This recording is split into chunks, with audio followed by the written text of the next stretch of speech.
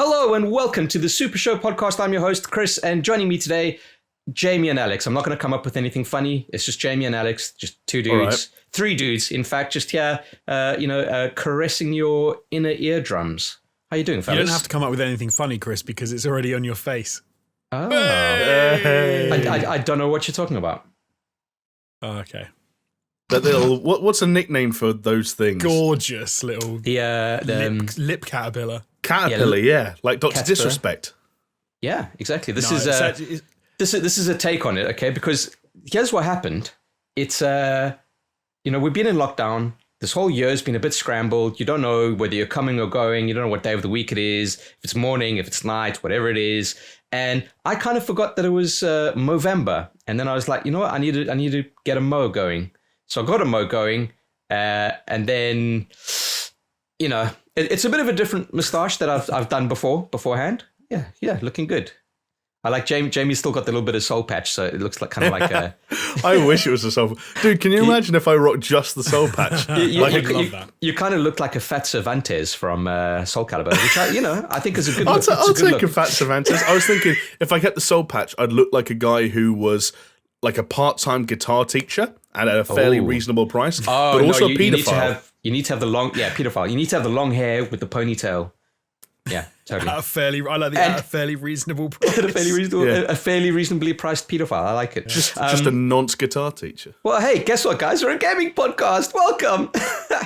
We're available on all major podcasting platforms. So if you are listening to this and you want to see the disgustingly dirty moustache that I'm currently rocking, then head on over to youtube.com/SuperShow and check it out. But yeah, we're available. Joking. It looks amazing, Chris. You look gorgeous. Thank you. I thought I'd do something different today because, I've done the handlebars, I've done the bushy one. This one is a little bit finer, a little bit arrogant French maitre d', I can see. Yeah, I get that. But then, of course, my stubble has come through and I'm just too lazy to kind of keep it like on the level. So fuck it. Arrogant French maitre d' during lockdown. Perfect. Just what you want, yeah? Yeah. Guys, aside from YouTube and all the major podcasting platforms of your choice, talking Spotify, iTunes, Google Podcasts, Deezer, etc., we are also available on paisleyradio.com, which is an internet radio, and you can catch us there every Thursday at 10 p.m. So go check it out, paisleyradio.com. Give us a support. If you're watching or listening rather on paisleyradio.com, check out the other avenues to check us out, the YouTube and check out the YouTube just so you can see Chris's tash. Hey, leave my tash alone, man. No, I mean in all its glory. And what I was You're thinking? doing it for November. It's good. Put my hair down as well, and then. Oh no, because we can't all be nonces. Okay, Jesus. The problem with the moustache on me is particularly because a lot of the time I've got my hair in a bit of a side parting. There's a hint of the Flanders, the Ned Flanders. I try and avoid. But yeah. I was just thinking, you look a little bit. Is it Peter Sellers, the guy who plays the detective in the Pink Panther thing? Yeah, Inspector Clouseau. There's a little bit of that. Yeah. Fucking love it. Sure. I'll tell you what, I'll even give you a little bit of a. Hold on. But now, Chris, show the folks at home what I described as the Ken Bone, for anyone who remembers Ken during the Ken Bone, yeah. So Ken Bone is the dude, it was a 2016 presidential debate. Just kind of one of these. The guy who wore the big red jumper and became a bit of a meme afterwards. There's Chris's Ken Bone. Perfect. Don't do that. Don't do that. You literally look like a different human being.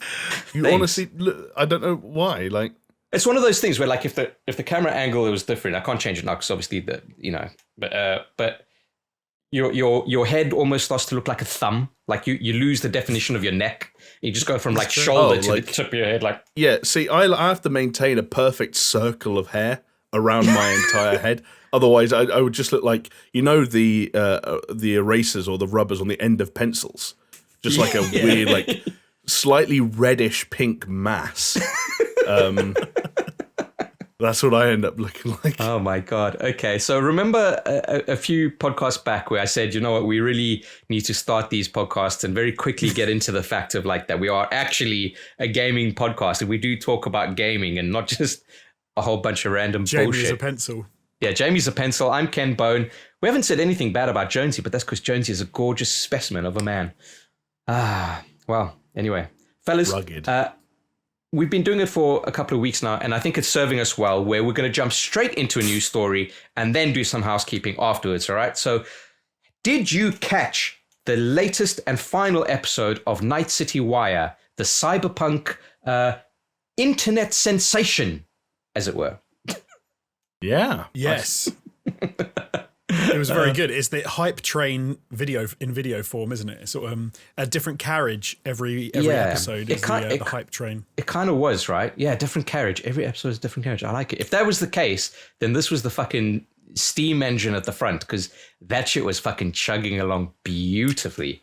Yeah. Man, like watching these Night City Wires, it's always been like, oh, that's cool, that's rad, yeah, okay, the different gangs, okay, yeah, oh, the cars, yeah, I'm a petrol head, so I'm like, yeah, cars, cool.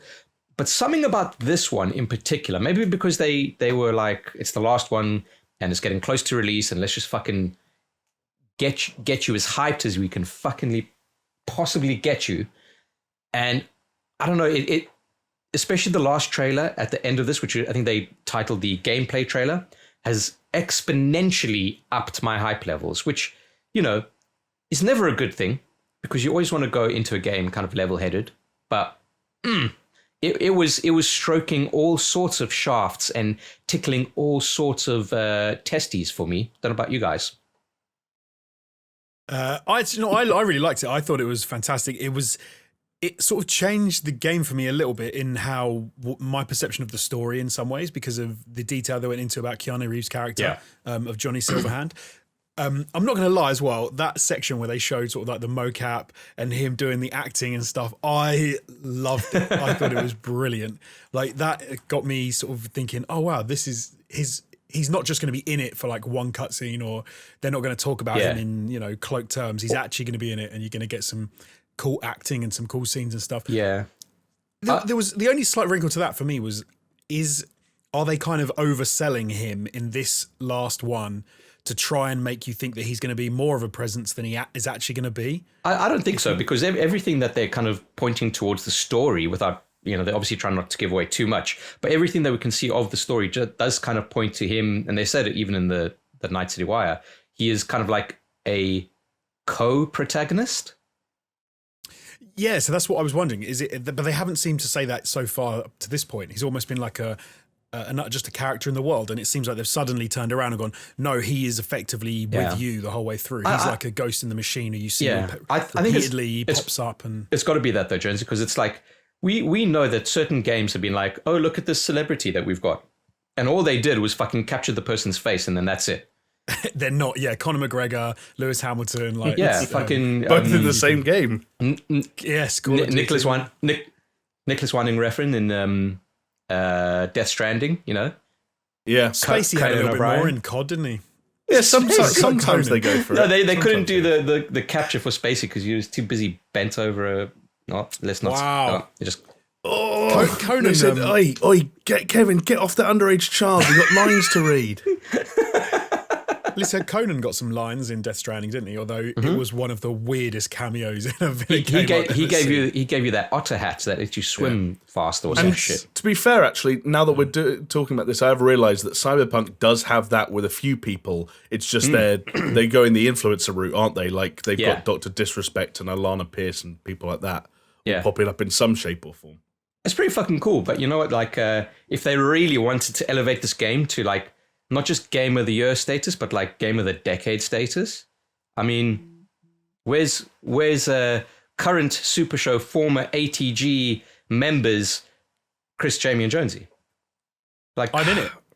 I flew over to Poland before lockdown to do my capture. I was with Jamie, came as well. We thought you were going later. Wow. Wouldn't be the first time that you guys have excluded me from something fucking cool. The funny thing is, I genuinely did fly to Poland just before lockdown, and there was a point in my life where I was like, I wonder if this is Cyberpunk, because I didn't know exactly what it was going to be. Turns out it wasn't Cyberpunk. Wasn't that for, was it Outriders or? It was Outriders, which has been delayed, and that is why it is not coming out this fall. Man. You know what else has been delayed? Just as an aside, is Crossfire X, which is something that I was actually really looking forward to. Remedy kind of getting involved in the single player aspect of that game. But hey, Yeah. it is what it is, fellas. Look, there was also that, bringing it back to Cyberpunk, there was also that rumor going around that like, oh, they don't have the release date on their Twitter profile anymore. And then everyone was like, it's going to be pushed again. It's going to be pushed again. All bullshit, okay? Because then they put it back up and they were like, don't be fucking stupid. It'll be ridiculous if we don't put this out. And even the night... What? They've delayed it. Like, how can they say that? They've delayed it multiple times. Like, why would it be ridiculous to delay it? Like, no, I'm paraphrasing here, Alex Jones. They didn't actually say what I'm saying. Come on. Stop being... They kind of did, though, because some of the stuff I saw was them sort of saying, no, absolutely, it's coming out in December, don't worry. And I'm like, it's entirely possible it's delayed again. I'm not going to assume that game's coming out until I'm holding it in my hands. I think now, I mean, fucking famous last words, but I think we are maybe a little bit too far gone and too close.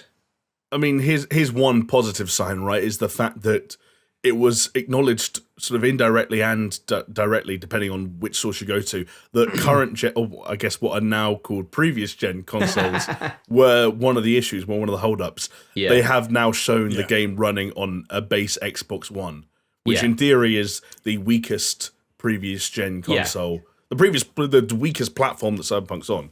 So that was a vote of confidence, I feel, in some respects. A very late one in the day, but still. Yeah. It was kind of... That was, I watched that and I must admit I was looking out for sort of like, here is it running on the X, here's it running on the Xbox One, and sort of comparing, like a direct comparison of the two, which they didn't really do. They kind of did some walking through similar areas and some similar mission stuff, but I feel like it was and they even said, we've edited this for time, and I did wonder, it's one of those where it could have been, we edited it because it looked crap. No, like they the literally Xbox hid the One transitions, didn't they? Their transitions are all in like doorways and walking through one area and out of one door and into another, so you can never directly compare the same environment on the two different platforms to see. Yeah. But which, as an editor, I can appreciate, It's smooth, but it also felt like they were making a point of not letting the Xbox One version be actively compared to something else like for like. But then again, if you are watching a comparison video that is coming from the devs of the game, I would not personally. I wouldn't trust it. Just fucking wait for a Digital Foundry video. I mean, that's going to be that's going to be your experience rather than like, oh, here's this vertical slice that we've got that nothing else is impeding on it, and look how good it runs. It's funny we say about that because. So some of the procedurally generated lip syncing work that they also talked about in the Night City Wire, this Charlie, did they call it? Is that how you say it? Yeah. The way they talked about how that worked and the fact that it's procedural and they can use it to sort of it works whilst the game's running. It's not already baked into the characters. So they're saying it should be like a really good system whereby they can also do multiple languages without having to do all the movements.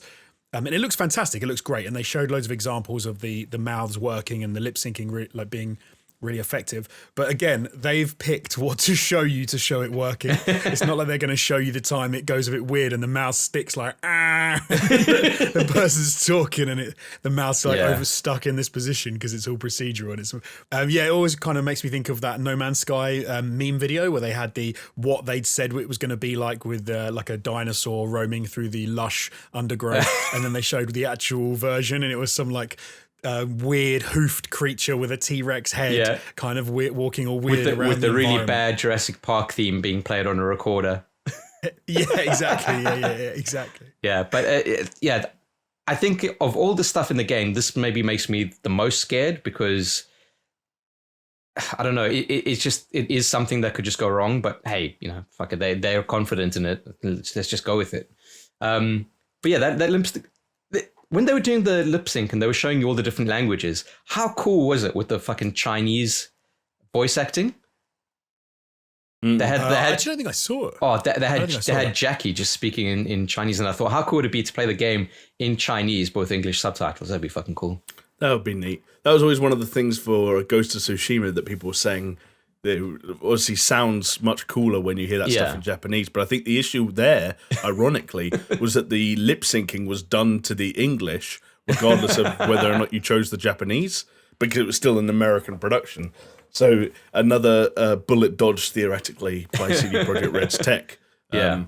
Not that I'm going to play it in anything other than English, because reading's for old people, right? Like, I need to, if I'm going to burn my eyes away and detach my retinas over the coming years, I'm going to do it by sitting 6 inches away from extremely bright screens, not by reading. Fair enough. I have a friend who's, he's got pretty bad eyesight, right? And he needs to wear glasses, but he doesn't wear glasses because, wearing glasses is uncool. And it is uncool. It is very uncool, as you can tell. All right. This. And what I used to do, my favorite thing was, we used to go to movies quite a lot back in South Africa because movies were quite cheap. So you go like 2-3 times a week. And we go to movies and I'd choose ones with like fucking subtitles on them. And then I'd book our tickets right at the back seats. Yeah. Great. Hello. It's great. A bit, yeah. Just a little bit of canoodling. No, just so that he couldn't see what was going on or understand what was going on. Why would you do that to your friend? I don't know, because it's funny. Also, why did he go like the third time? I get the first time you could style it out and go, it was an accident. The second time, because you go to he knows something's up, and the third time he's like, I'm not going with you. And also, Chris said they're doing it like 3 times a week. So, like after a month, it's like, this is the 12th time Chris has done this to me this month. No, not each the time. Mini Fulham Films lift. Not each time. I just want to sit down and watch Blood Diamond. Wow, there we go. Okay, cool. This is the same guy who we used to go out to clubs and stuff, and he'd see like a nice lady that he'd want to go and kind of say hello to. But because he couldn't see that well, and especially when he was drunk, he kind of like squinted them, but like with a furrow on his face. And so many times, like these women would look at him and thinking, why is this guy going to like aggressively rape me or something? Just because he was like, because he was trying to see them, but he was just always like, oh, she looks nice, and he's squinting. You're like, I used to have do you know what? I'm joking. I used to have exactly the same thing. Like when I used to, I didn't wear my glasses in my maths class at school. Specifically, I don't know why I remember maths, but I was sat at the back of the room, and my mate had to tell me what was like written on the board because I couldn't see it. So dumb. Yeah, so stupid. Classic. Yeah, classic. Anyway, back to Cyberpunk. So they showed off a whole bunch of like the music and a nice little touch, but I guess it's something that they probably didn't think that they needed to kind of mention. But I guess with all the Twitch DMCA strikes going on, that they said, there's going to be a streamer mode where it gets rid of any kind of licensed music, so you should be safe. But the licensed music that they did have there is pretty cool, and they in the past week they debuted their Run the Jewels song with a pretty cool music video. Did you guys see it? I did. Music video was okay. I didn't care for the song that much, and like I've liked a fair few RTJ tracks in the past. Yeah, I think they've got like, I think they're alright, but I don't know. I wasn't into that track particularly. Didn't stick. I thought it was alright, but then again, I did listen to it at 1.5 times speed. So who it's knows? Fucking music. Like what? That blows I'm my joking. mind. I didn't. Not you don't do that with music. 2 times speed. Yeah. Fucking I wish.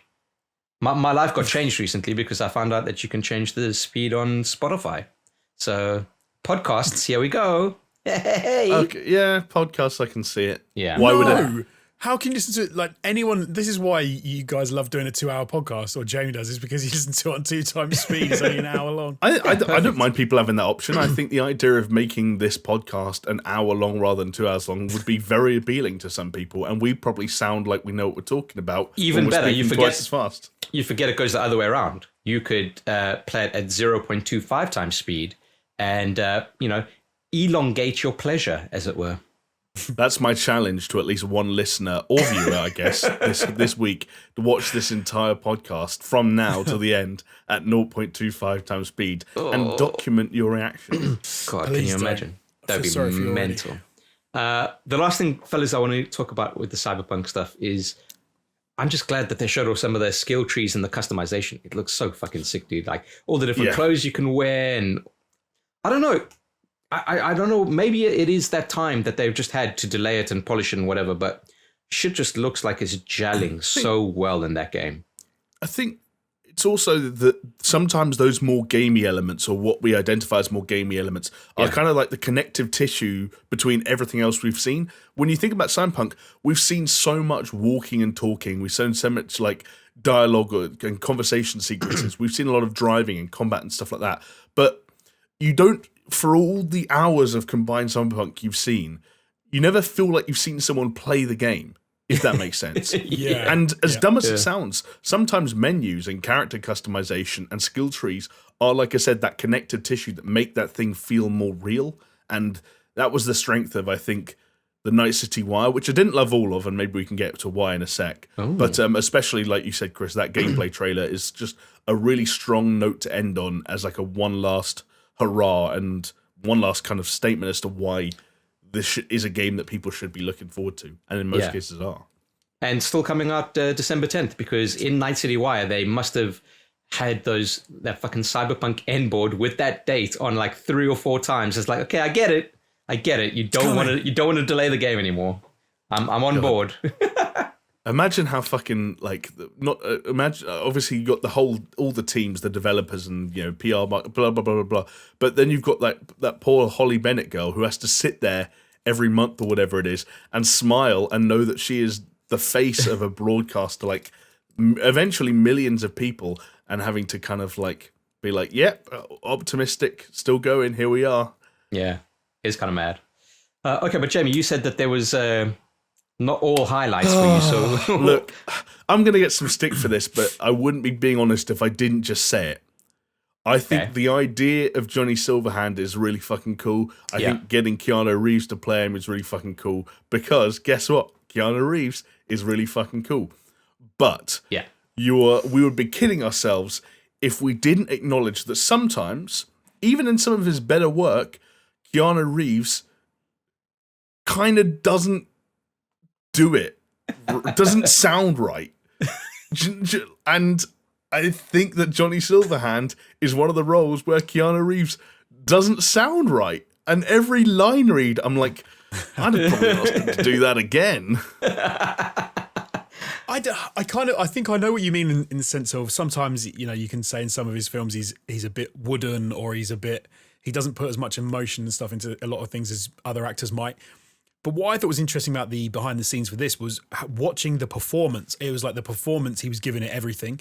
And then when he's doing his line reads, for me, he is Keanu Reeves in this. He's Johnny Silverhands playing Keanu Reeves. Like, it's the other way around. Yeah, and so if he sounds like Keanu Reeves and he looks like Keanu Reeves, I feel like that's what they've tried to get. But what if I were to tell you that Keanu Reeves is a boring individual?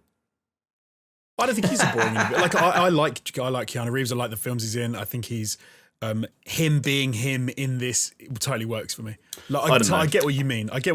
And they could have got a much more like emotive actor to play it, and someone a bit more manic. I thought it was interesting actually. They said that when they were talking about who they were gonna get to be in the film, I thought it was going to be a situation where they said it was always made for Keanu. The dude was like, we cast a huge net. We were like looking loads of different people. Interestingly, when they said, because I was going to ask you guys, they said that they even considered bringing back a recently dead rocker, big influential rocker, and that would have been pretty cool, but also might have been a bit iffy. But who do you guys did you take it as being a rocker? I just thought they just took it as like a person. I took it as like a rock star, a celebrity or personality. Because then I was thinking like, oh yeah, like fucking James Gandolfini or some shit. Oh right, okay. Like any dead person. When Jonesy said like a dead musician, I mean, this would be impossible. But if you were thinking about like a quirky personality who had acting experience, David Bowie would have it be an interesting person to have live in your head. See, I would have gone. He would be brilliant. If we're going musicians, I would have said Kurt Cobain. I was thinking Kurt Cobain. Yeah, that would be cool. When they said it, I immediately thought Kurt Cobain. I don't know how. Some people would not be happy about that. But it would be interesting to say the least.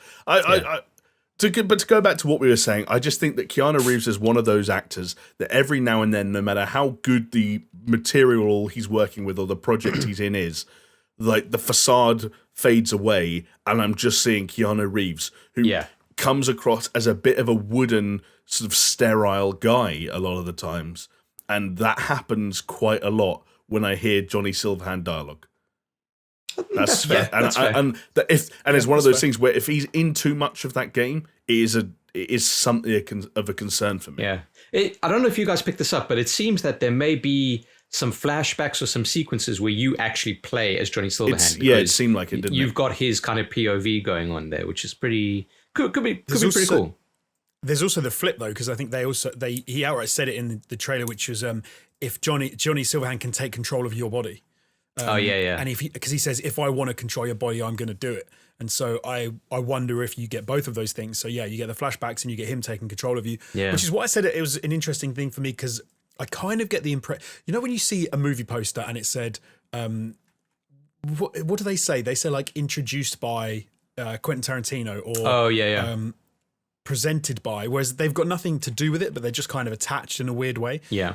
I did wonder if it's going to be the case that there's a small section of V's arc which is to do with Johnny Silverhand, and actually it's not a thing through the whole game. It's not like because I almost felt like they were trying to make like a Fight Club-esque kind of thing. But I don't know why you kind of thought that though. Interact. Because previously, like I just wondered. I was just like, oh, are they going to do that? Yeah, but previously when they were talking about the overarching story, they were like, no, it's all centered around Johnny Silverhand. So I don't know why I felt then. It seemed like a bit of a I don't know. But I see what Jamie means about him being maybe not quite right. But I suppose because I'm a bit of a Keanu Reeves fanboy, for me that works. So people have heard us talk about The Matrix enough to know that we all like Keanu Reeves and love a lot of his work as well. But like I said, every now and then I just listen to him and I'm like it happened quite a lot. And did you guys see Toy Story 4? No, I missed it. Okay, well, Toy Story 4, Keanu Reeves is in it, and he plays, if I'm remembering it right, he plays obviously a toy version of a Canadian take on Evel Knievel. The gimmick being he's this kind of shit-talking stuntman who actually gets really scared just before he's actually got to do the stunts he's meant to do. And every now and then, it's really good, because obviously it's got that Pixar writing, and it's clever, and it's funny, and it's witty, and sometimes it works. But also, every now and then, you're like, that's Keanu Reeves doing a line he should have done again. That's Keanu Reeves, like... But you almost I'm being serious. I'm being serious. If anyone wants a more immediate example, there's a SpongeBob film. Whatever the most recent SpongeBob film is, I don't know if it ever came out, but go and watch the trailer for it. And there's a sequence where there's like some blending of animation and live action, and like you see Keanu Reeves' head inside like a bush or something like that. I can't remember what the gag is, but there's some gimmick where it's like real life Keanu Reeves in the SpongeBob film. Go and watch that and listen to the way he delivers that line, and it's like, you would get him to do it again. Why wouldn't you? Right. I don't know. I almost want to pull it up while we're live, but I can't. No. But I think it's one of those things where it's like it's fucking Keanu Reeves. I can't ask him to do another fucking take. You know. What do you mean? This is fucking Keanu Reeves? Because then it gets into almost like a Clem Fandango kind of thing, and if you know, you know. So. Yeah, but anyway. I like how we say like, oh, this is fucking Keanu Reeves. Like Keanu Reeves has spent his life doing good films. He's done more bad films than anything else. We just like them. That's kind of what counts. So, like, I have a weird thing with Keanu Reeves where I like nearly everything he's been in, even the stuff that people think is trash. Like, I actually quite like them, just because they're, I don't know why, but he's always Jonesy, hold on, sorry, go on, show everyone your Johnny Mnemonic tattoo. Come on. I was thinking Johnny Mnemonic as you said that. What's the bit? Is anybody order a pizza? Johnny Mnemonic's the one with the dolphin, isn't it? Where the dolphin at the end, and it's super smart. Yeah, and isn't it like the chip he's got in his head is like, whoa, 16 megabytes. It's from that sort of era where they were blown away by barely anything. But no, but I think at this point in his career, you hire him to be himself. Yeah. I was thinking there's other actors who do the same thing, but we let them get away with it more because they're more emotive people. So, for example, Will Smith, I think, is very good in any of the animated things I've seen him in. But actually, and movies as well, he's often just himself. He's just like going to be a bit yelly and be a bit like over the top. Yeah. But you know that's him. That's Will Smith. You pay him to be Will Smith. I think he's even got a team of writers who rewrite parts to make them more Will Smith. So if Keanu Reeves is going to be Keanu Reeves if you hire him.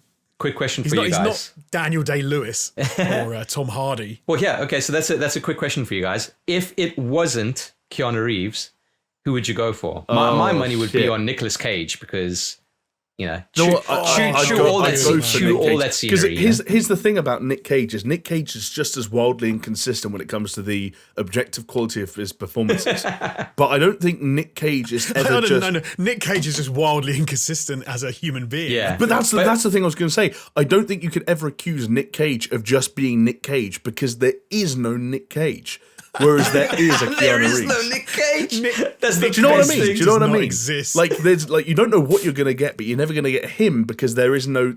That doesn't mean anything with him. Do you know what I like the idea with Nicolas Cage that he doesn't actually exist until a director invokes his name 3 times whilst looking into a mirror, and then he appears. He just forms out of the air, and then he's in your film, and you can't direct him. He just does whatever he does. But there's a great episode of Community, I think, where Abed is trying to figure out if Nick Cage is the best actor ever or the worst. Yeah.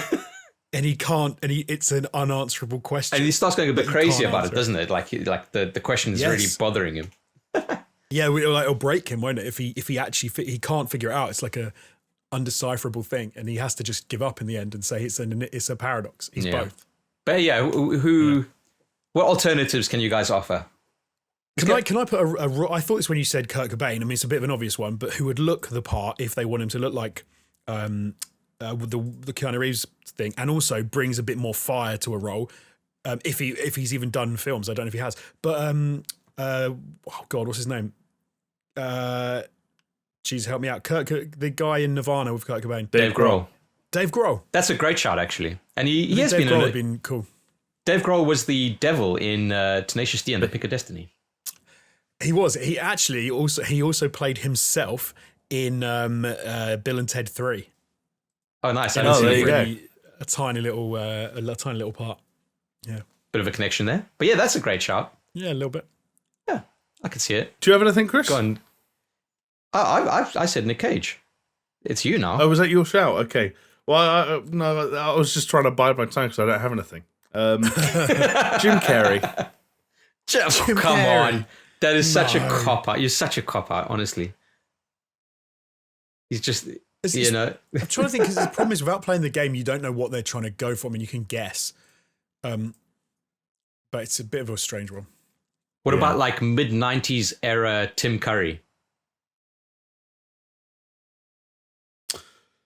Oh, God. It himself. Yeah. It would be interesting for the voice, I guess, if nothing else. Space. I can't. It's hard to think of anyone who. There's one other thing which I thought though, watching the Night City Wire, which I want you guys to go back and see if you think the same thing. Shaved and with his hair scraped out of his face, because he's wearing a mocap suit. Nick Cage, Jesus Christ, Keanu Reeves does look a bit like slightly slimmer Val Kilmer. Slightly slimmer Val Kilmer. There's a lot slimmer Val Kilmer. There's a couple of shots from the side where he just looks like Val Kilmer. I mean, I'll have to go back and watch. Is it weird that I don't know what slim Val Kilmer looks like anymore? I can't picture slim. Go and watch The Saint. No. Okay. Fine. No. Anyway, Cyberpunk. I can't fucking wait. Hopefully, not another delay. And I think when that game comes out, fellas, I might not be able to do a podcast with you guys. So, just is that you getting your excuses in early? You're just going to sit it out? Maybe, because I'll be sat at my desk like this, just doing my Kenbone. I'm playing my game. But yeah, anyway.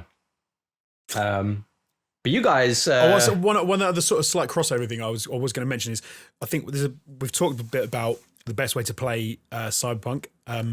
Having played PlayStation 5 for the first time yesterday, I am hyped for how that game is going to look on current gen. 60 frames a second, 4K, HDR. I think it's going to look incredible. You've just pulled a bunch of facts out of your ass. What? How can you say 4K 60 frames a second HDR? We have no idea what specifications that game is going to run on next-gen consoles. Because also, we don't even know when the next-gen patch is going to be out. It was, assuming we're saying like February maybe of next year, February to March of. Okay, so we're guessing the date, we're guessing the resolution, we're guessing the frame rate. That's what we do. Anything else you want to guess on the high end, Jonesy? Do you know what? I'm even going to go as far to say that it's going to copy what the same sort of way that they've done it with games like that I played yesterday, Demon's Souls and Spider-Man Miles Morales, where there'll be a 30 frames a second, more cinematic.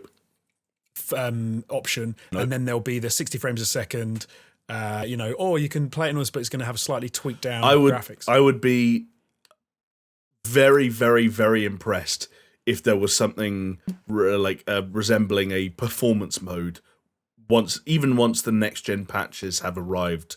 At an unspecified date next year. No, but you just said it, Jamie. I think the performance mode will be the previous gen version of the game. No, we've already seen that. We've already seen the game running in backwards compatibility mode on Xbox Series X. They're not going to magically double the frames on one of the most, if not the most demanding game that's maybe ever. I think they will. I think they will for. Do you want to know my guess? My guess. Yeah, go on. Even with the patch, the baseline for the PS4 and the PS5 and the Xbox Series X, will be an adaptive resolution that targets and occasionally hits a native 4K and a mostly locked 30 frames a second. I can see why they would do that because it's interesting because playing Spider-Man, I've opted to play at 30 frames a second because I prefer how it looks, and I actually think it's a bit odd when you play at 60 frames a second. Demon's Souls, I have the reverse. I prefer that 60 frames a second and having it on performance as opposed to graphical. But my thing with Cyberpunk is, you're going to want to take advantage of how that game looks, but some people, when you're driving around the city and things, are going to get annoyed if it's not at 60. So this is why I think they might have to do I think anyone who owns a console and has any expectation that Cyberpunk on any platform or any version of it will run at 60 only has themselves to blame. We've spent the last 7 years playing games at 30 frames a second, if we're lucky. Like The Witcher 3, we spent most of it playing at 22 frames a second. And now we think Cyberpunk, that allegedly failed certification on some platforms, is going to run at 60? Where's it coming from? In current gen. If it can run in a previous gen at 30, then I don't see why they couldn't have a performance version that runs at 60 in current gen. We'll have to wait and see. It's possible. Can I make another spicy comment? Not necessarily about Cyberpunk, but about something Jonesy just touched on. It's becoming increasingly common with these next gen consoles. I don't like having the choice between performance or fidelity because I have a thing in my brain that tells me no matter which one I choose, I'm making a concession, and I don't want to have to do that. Well, I got some bad news for you, Jamie. I think this whole console generation is going to be about that choice and that distinction. So I think you're in for a rocky ride, my friend. Based on what we've seen so far. Yeah. But yeah, so Jonesy, you touched on the PlayStation 5, and obviously you've got a PlayStation 5. Jamie, you've got a PlayStation 5. Chris does not have a PlayStation 5. But let's get onto that in a bit, because I just want to take a little bit of a break, a little bit of a pause here, just to mention our lovely, lovely patrons, the people that help this show be the best that it can be and allows us to talk, 5 minutes of bullshit before actually mentioning that we're a gaming podcast and kind of manage it in a way. So, if you would like to support us, please head on over to patreon.com/SuperShow. We've got a whole bunch of different tiers, starting from as little as $2, which gets you access to our Discord server, our Minecraft server, our Spotify playlist, etc., etc., etc. And you can chat to us. We're there all the time. And, it obviously ranges up for some behind the scenes and extra Patreon exclusive podcasts.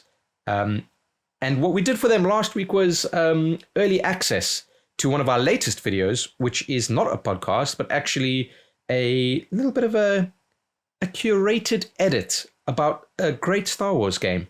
So, check that out on the channel. But yeah, if you want to head on over to patreon.com/SuperShow and show your support, much like these people have. And, we are very thankful for all of our patrons and just got a few shout outs to give. Talking about AIM, Aaron Cameron, Athletic Gravy, Brett Z, Freddie K Official, Hacksaw Book Read, Jesper Cam Don Nielsen, Leo Merger, Lonnie Thompson, Manuel Guerrero, Martin Skihan, Mindful Pig, Nathan Pierce, Scary Omen, Starfall Kid, and the two big boys. Love them so much. Peaswad and the Dude Abides. Thank you, each and every one of you, and some people who we have not mentioned as well. From $2 up. We could not be doing this without your support. So just want to say thanks. Yeah, thank you, everybody. Thank you, everyone. And speaking of that video that just went up, I have a comment of the week here, fellas, from Cameron Irvine. Great video, Chris. Been a new canon junkie since Rogue One, and have only recently gone back to experience games like this and the KOTORs of the world. Really surprised how great they've been. I'm happy we at least have Delta Squad in canon thanks to the Clone Wars, and we got to play as a commando in Battlefront 2. Makes me hopeful we'll get more of them in the future. So the video that I was alluding to was all about Republic Commando, which is one of my favorite Star Wars games out there. Check it out. Only asking for 7 minutes of your time, if you're watching this, go watch that afterwards. It's a good time. You know what? What did you guys think of the video? It's a very good video. What did you guys think of the video? Thank you. I'm going to put my reputation on the line and say I give the video the seal of approval. Wow. Nice. Thumbs up. I loved it. I thought it was a very good video, Chris. Very well done. A game that I hadn't played. I've now played a bit of it, actually, until... Did you? You brought my attention. Did you play it? Yes, Jonesy. That's what I like to hear. I did.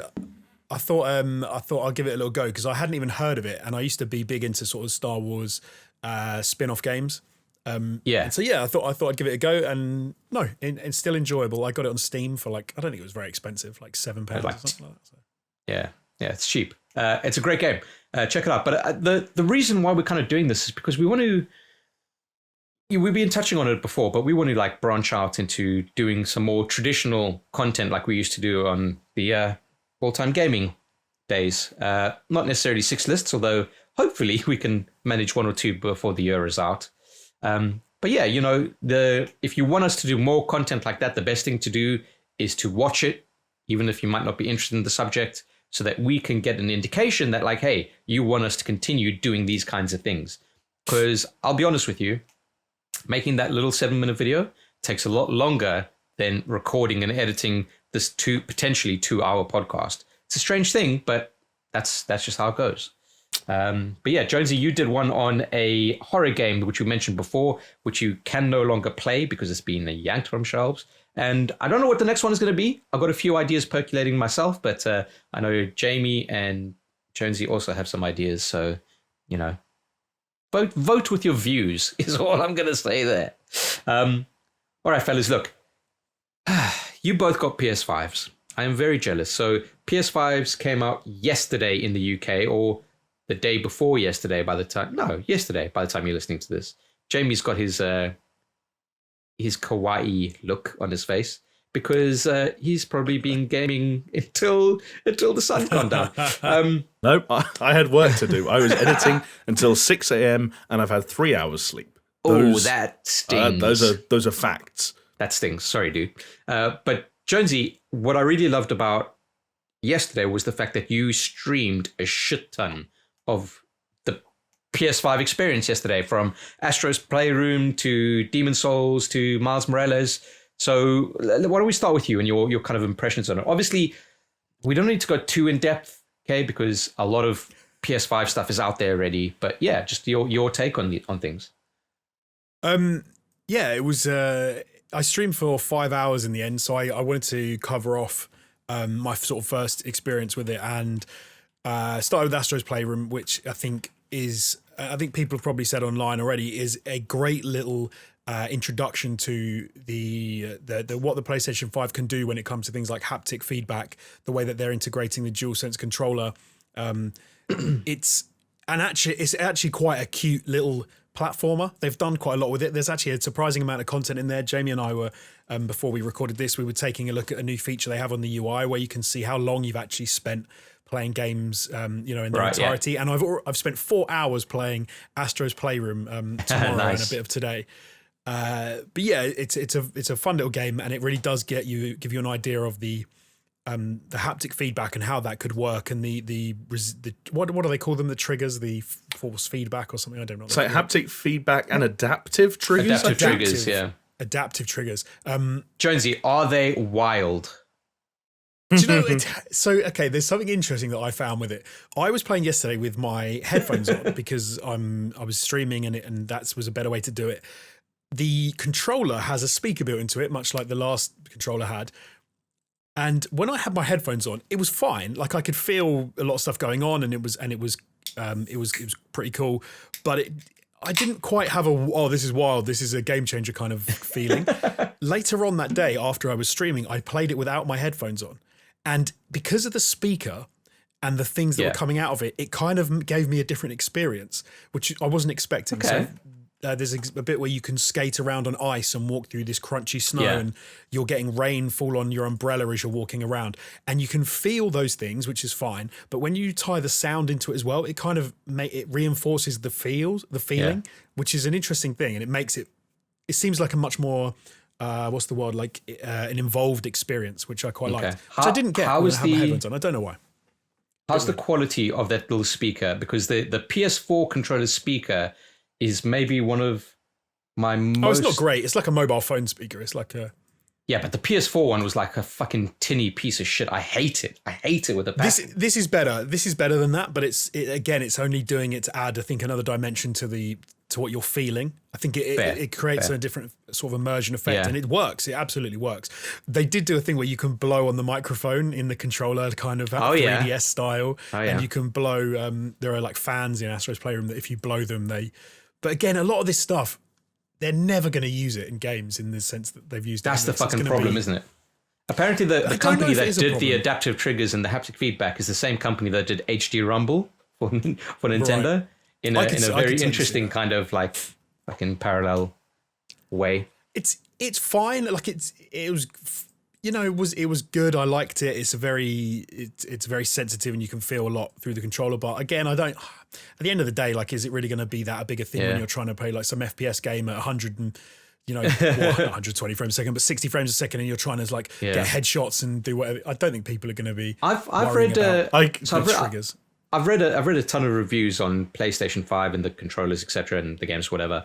And I was very surprised to find that one or two of those reviewers actually said that they disliked the haptic feedback and the adaptive triggers, because what they were saying is that like it's almost as too much when you just want to play a game, and it's almost like a constant reminder with the haptic feedbacks in particular that it's like, oh shit, I'm not getting as immersed as I would be because this thing in my hand just keeps on fucking doing crazy shit. I thought that was a really interesting take. Right. So I don't know. Like I wonder if further down the line in this in the PlayStation 5's lifespan, where they have kind of like a slider where it's like, oh, how much do you want these haptic feedbacks? Yeah. I can see it being used occasionally in games on specific things. But I don't know. I can't see it being ever utilized as much as they've used it in Astro's Playroom. Like, because that was to show it off, and it was very cool. Yeah, that's a showcase.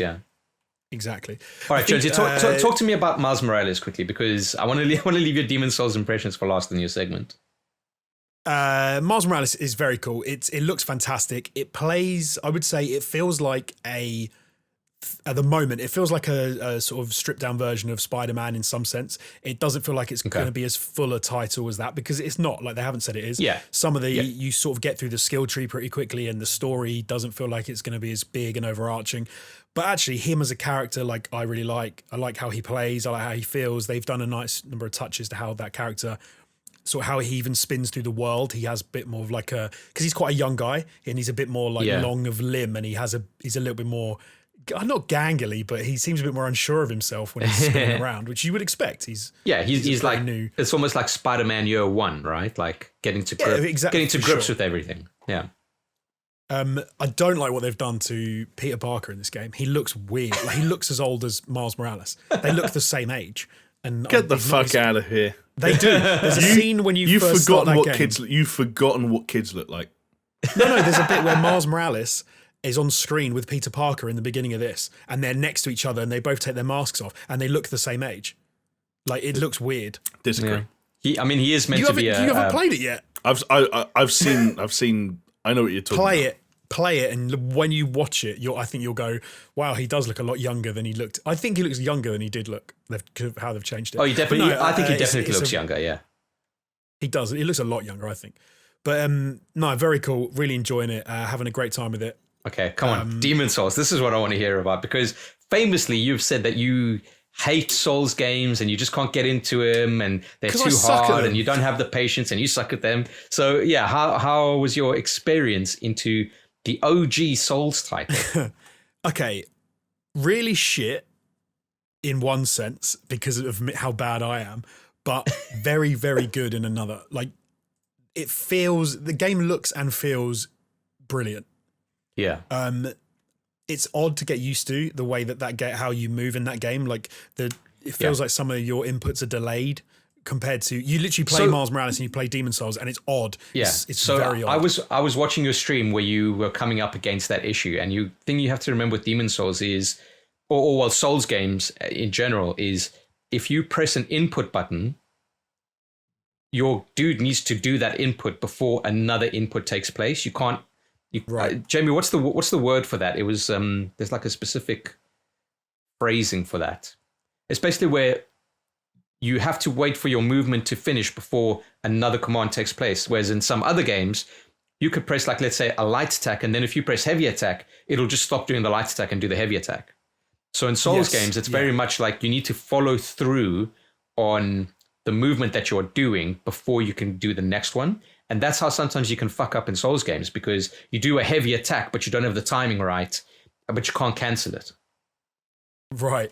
Whereas I'm used to games where you literally wrap light attack and then he does one light attack and then you quickly wrap something else and then he does that.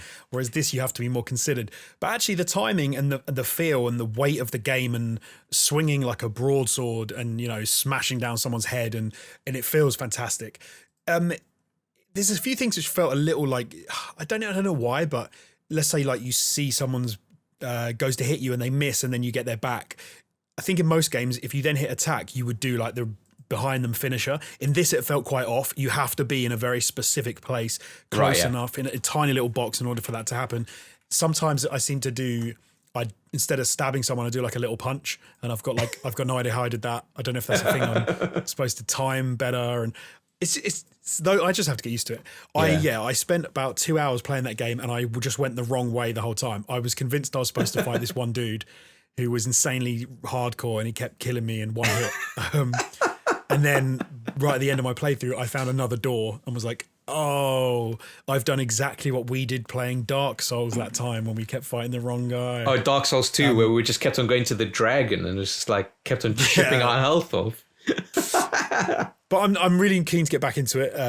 I want to play some more of that game. And it looks amazing. If there's, funnily enough, anything that makes me feel like I'm missing out on the PS5 the most, it's Demon Souls.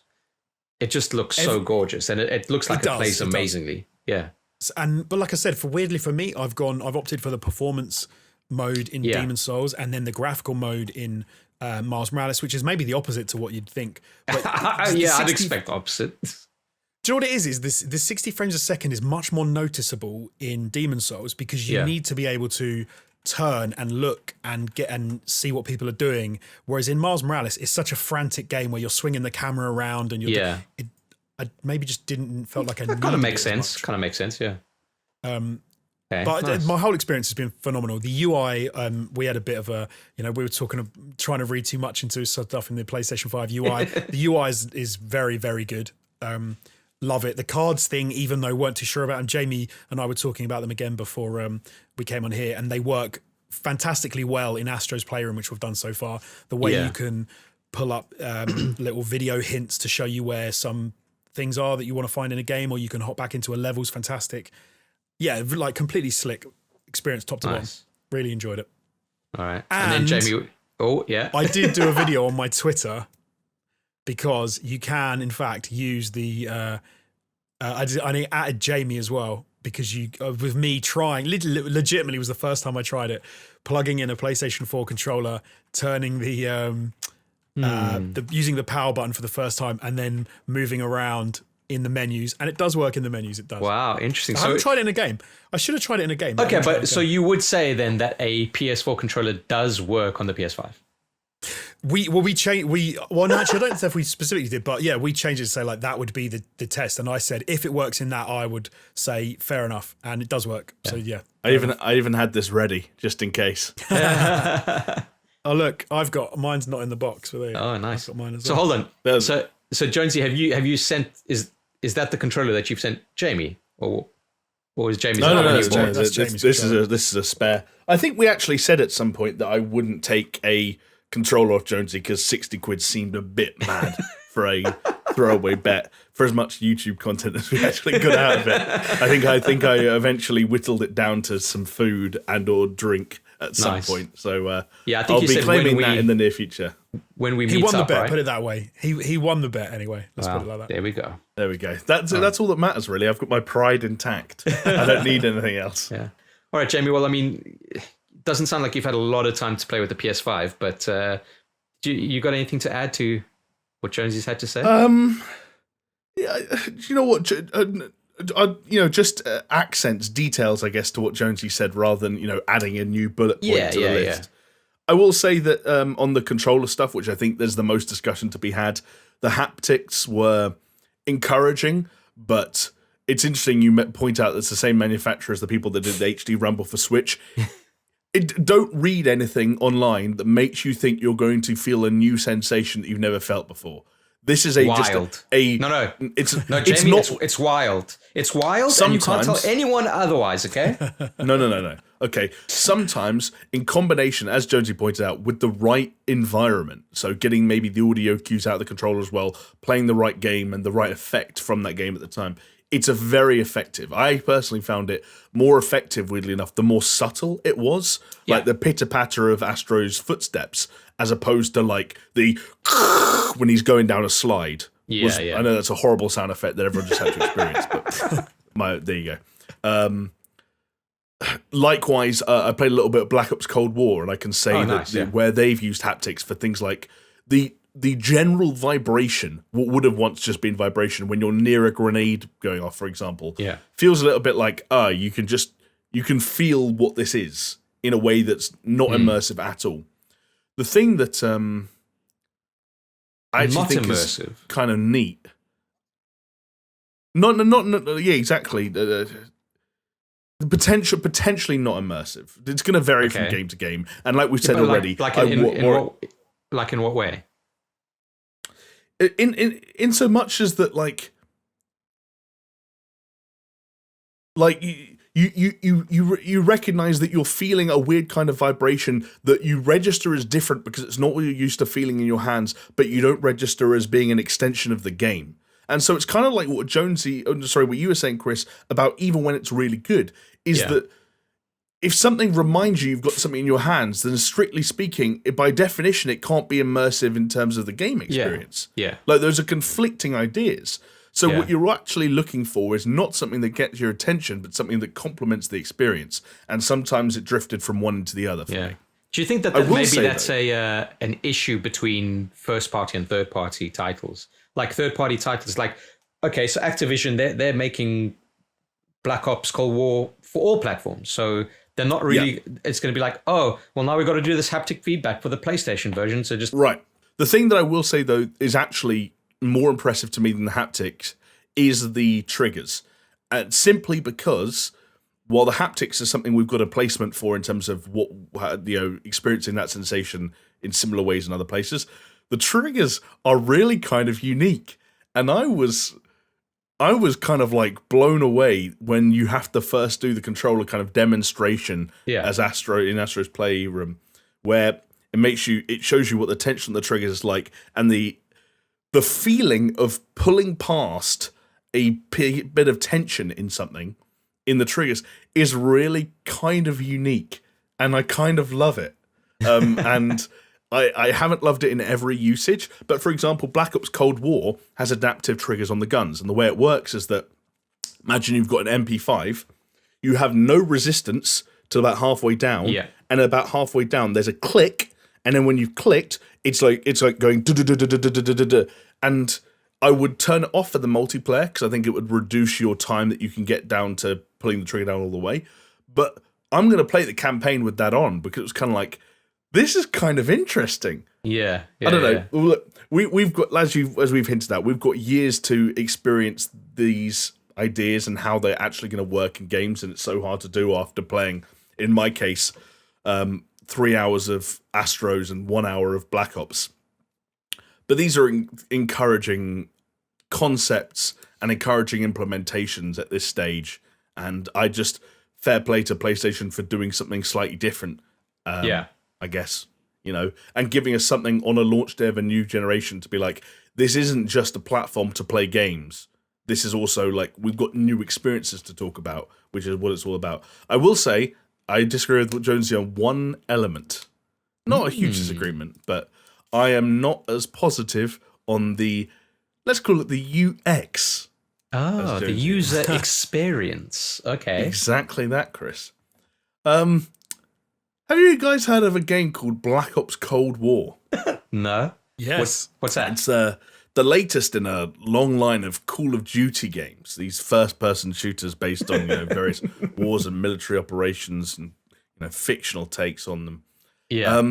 So, look, I'm just gonna have to say what I say, and people are gonna have to.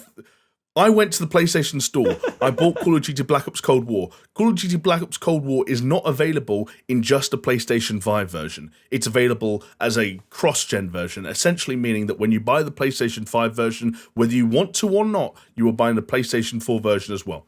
Yeah. When you buy it, the PlayStation goes, you've just bought the PlayStation 5 game and the PlayStation 4 game at the same time. They are both compatible with this system. So what are you going to do? And it offers you the thing of what you're going to download first. But of course, Call of Duty is a game, as you guys might remember with Modern Warfare, that is split into components because it wants to allow you to uninstall various components. I saw a list of 12 items on the left side, and I just hit download all. Unbeknownst to me, that meant that I was downloading the PS4 and the PS5 version at the same time.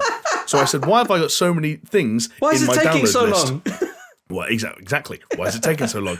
I go to my downloads list and I see 2 versions of everything, and I'm like, oh god, that's what's happening. It's downloading the PS4 version, not the PS and the PS5 version. I go back to the main dashboard. I go to the Call of Duty Black Ops Cold War icon. I press options. I go to game version. I go to PS4 version of the Black Ops Cold War, because that's the way that PlayStation 5 UI works. It stacks everything together if it's got the same fucking name. I press options, I go to delete. Great, I've deleted the PS4 version of Black Ops Cold War. You've deleted both. No, I didn't. It's even worse than that. I go back to the download. I've deleted the application for the PS4 version of Black Ops Cold War.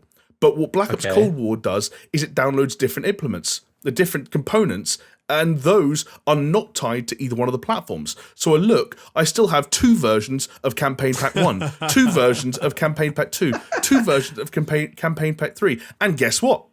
There's no way from the downloads menu of telling which one is for which platform. So I'm like, you either need to, I don't know. So I deleted everything Black Ops Cold War related off my PlayStation. I went into my game library. I specifically installed just the PlayStation 5 version. And you know what? I dodged a bullet because one of the most rampant bugs out there that PlayStation 5 users are experiencing. Oh god, I almost ran out of breath.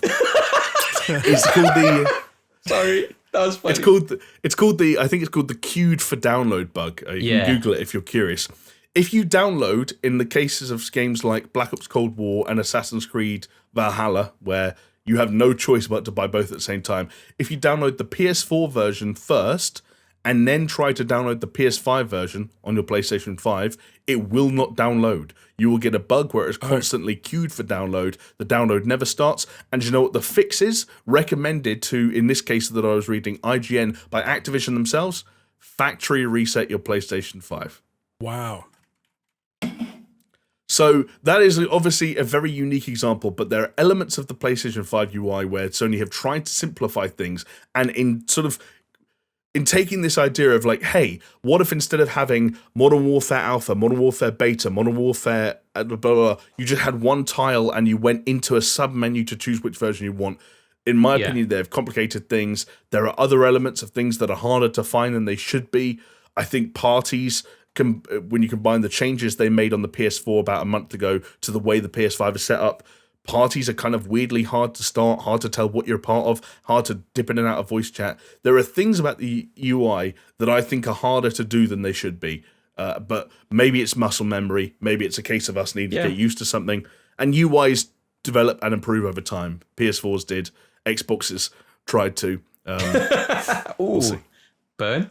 Okay. Yeah, I mean, I guess we know as well from like servers for games that devs will have the best intentions and think they've figured everything out, but there's no kind of trial by fire than just putting it out there into the world and having all of this feedback kind of thrust upon you at once. So I'm sure, right, exactly. I'm sure Sony were like, hey, this user interface is great. And then it almost comes back as like, oh my God, everyone's shouting at me. I've even heard some people speculating that they reckon this UI came out a little hot, if you know what I mean. That these ideas and bits and pieces that were being cobbled together very recently, we know that people who in the press who got access to the consoles early were getting patches and changes and firmware updates semi-regularly in some cases. Yeah. So yeah. Can I also just say before we move on, Astro's Playroom is a delight. And if you're buying a PS5, either have one now or buying it in the future, you urge yourself to play it. It's the Wii Sports of 2020, right? In some respects, in that it is charming and it's a great showcase for what the console and the controller you've just bought can do. But also, I will just say it's I think I described it to you guys as a charming love letter to all things PlayStation. And if you've owned any of the previous 4 home consoles, and certainly if you've owned the software for them, you'll see so much shit that makes you go, oh yeah. And some of it is really impressively done. People will know what I'm saying when I say the ends of each of the stages in all 4 cases, maybe even all 4.5 cases, if you know what I mean. Nudge, nudge, wink, wink, for anyone that's 100% their game. Really kind of cool, smart ideas that are really nostalgic and fun and charming. Yeah. I enjoyed playing Guess the Game or Spot the Game as I was running through that. Oh, yeah, which yeah. I thought was very cool. Yeah, I saw there was some Last of Us stuff. I saw Vib Ribbon as well, which is pretty fucking cool. Vib Ribbon, yeah. That's in one of the rocket levels. Yeah, nice. It's weird because you sort of going through it the first time I'd noticed sort of 1 or 2 and then going back to sort of do some other collection stuff. I just noticed another 5, 6, 7, 8 things that I didn't even notice the first time around. And I was like, oh, that's so cool they've done that. Some of them are some of them are obscure. You're like, what is that? Oh, loads of them. I had no idea. I'm like, I don't know what that is. I think it might be this, but I don't know. Yeah, I remember one that you got wrong actually. Wow. What was that? There was one you guessed was Fallout or Fallout 4, but it was The Order 1886. It was a guy, the guy in a long coat with an electricity gun. Yeah. Oh, right, yeah. Ah, right, okay. Oh, I didn't play 8. Chris, I played 1886 about half an hour. So yeah. There's a fairly big and fairly obvious Final Fantasy 7 one in there for you. Which is neat. Go on, yeah, give me the rundown. You know how on the main menu it's just like Cloud's sword like sticking out? Yeah. They have a bit on one of the levels where it's just Cloud's sword sticking out with the light shining on it, and there's groups of people standing around it all getting excited. That's fucking cool. Nice. I like shit like that. Like, yeah, the love letter thing, from all I've seen is like, yeah, just like the artifacts, isn't it? Where it's like, oh, here's a PS Vita and here's a PS4 and the artifacts are super high res, and you can zoom in on them, and even the serial numbers on the artifacts are in jokes. Nice. Like if you translate letters into numbers and vice versa and stuff like that. And you can go to the place that's for some reason called Labo or Labo or whatever. I don't know why they call it that. Apparently Nintendo didn't secure that trademark hard enough. But you can like run around and like you can whack stuff and you can turn on consoles in that room and you can open disk drives and that's cool. There's loads of really neat stuff. Well, maybe sometime next year I'll get a PS5. Fuck, who knows? In a way, I was quite happy that I didn't have to try and get a PS5 yesterday because by all accounts, I don't know what it was like in the States, but by all accounts, it was an absolute shambles to try and get your hands on a PS5 yesterday. Websites going down, Amazon was fucking crashing, Game was crashing, Curry's PC World, they sold a couple of PlayStations too early, so then they cancelled all their sales.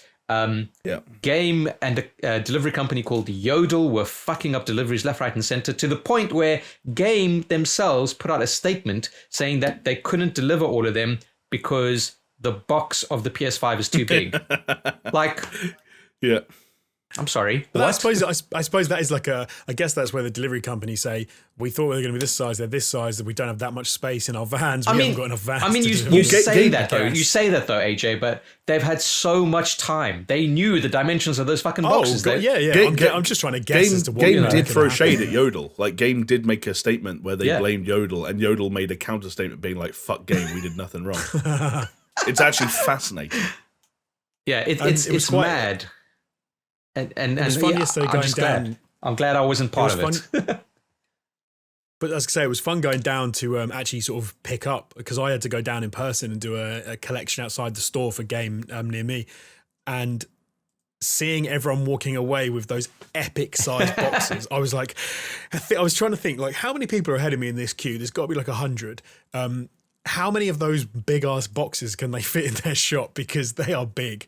And I was just trying to think, and then I look behind me and there's like 100 people behind me, and I'm thinking they're going to get to a point where they run out of units just through sheer space and size that they can't possibly fit them all in. Yeah. But, you know, I hope that everyone did. I hope everyone got their units, and I hope everyone was happy. But, so some people apparently not, like I think as we alluded to, quite a few people either missed their delivery times or the delivery days have been pushed back.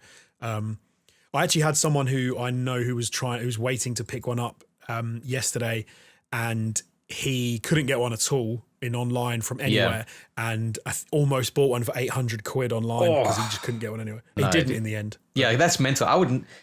Doesn't matter how desperate you are. You're feeding the beast if you're doing that. It's ridiculous.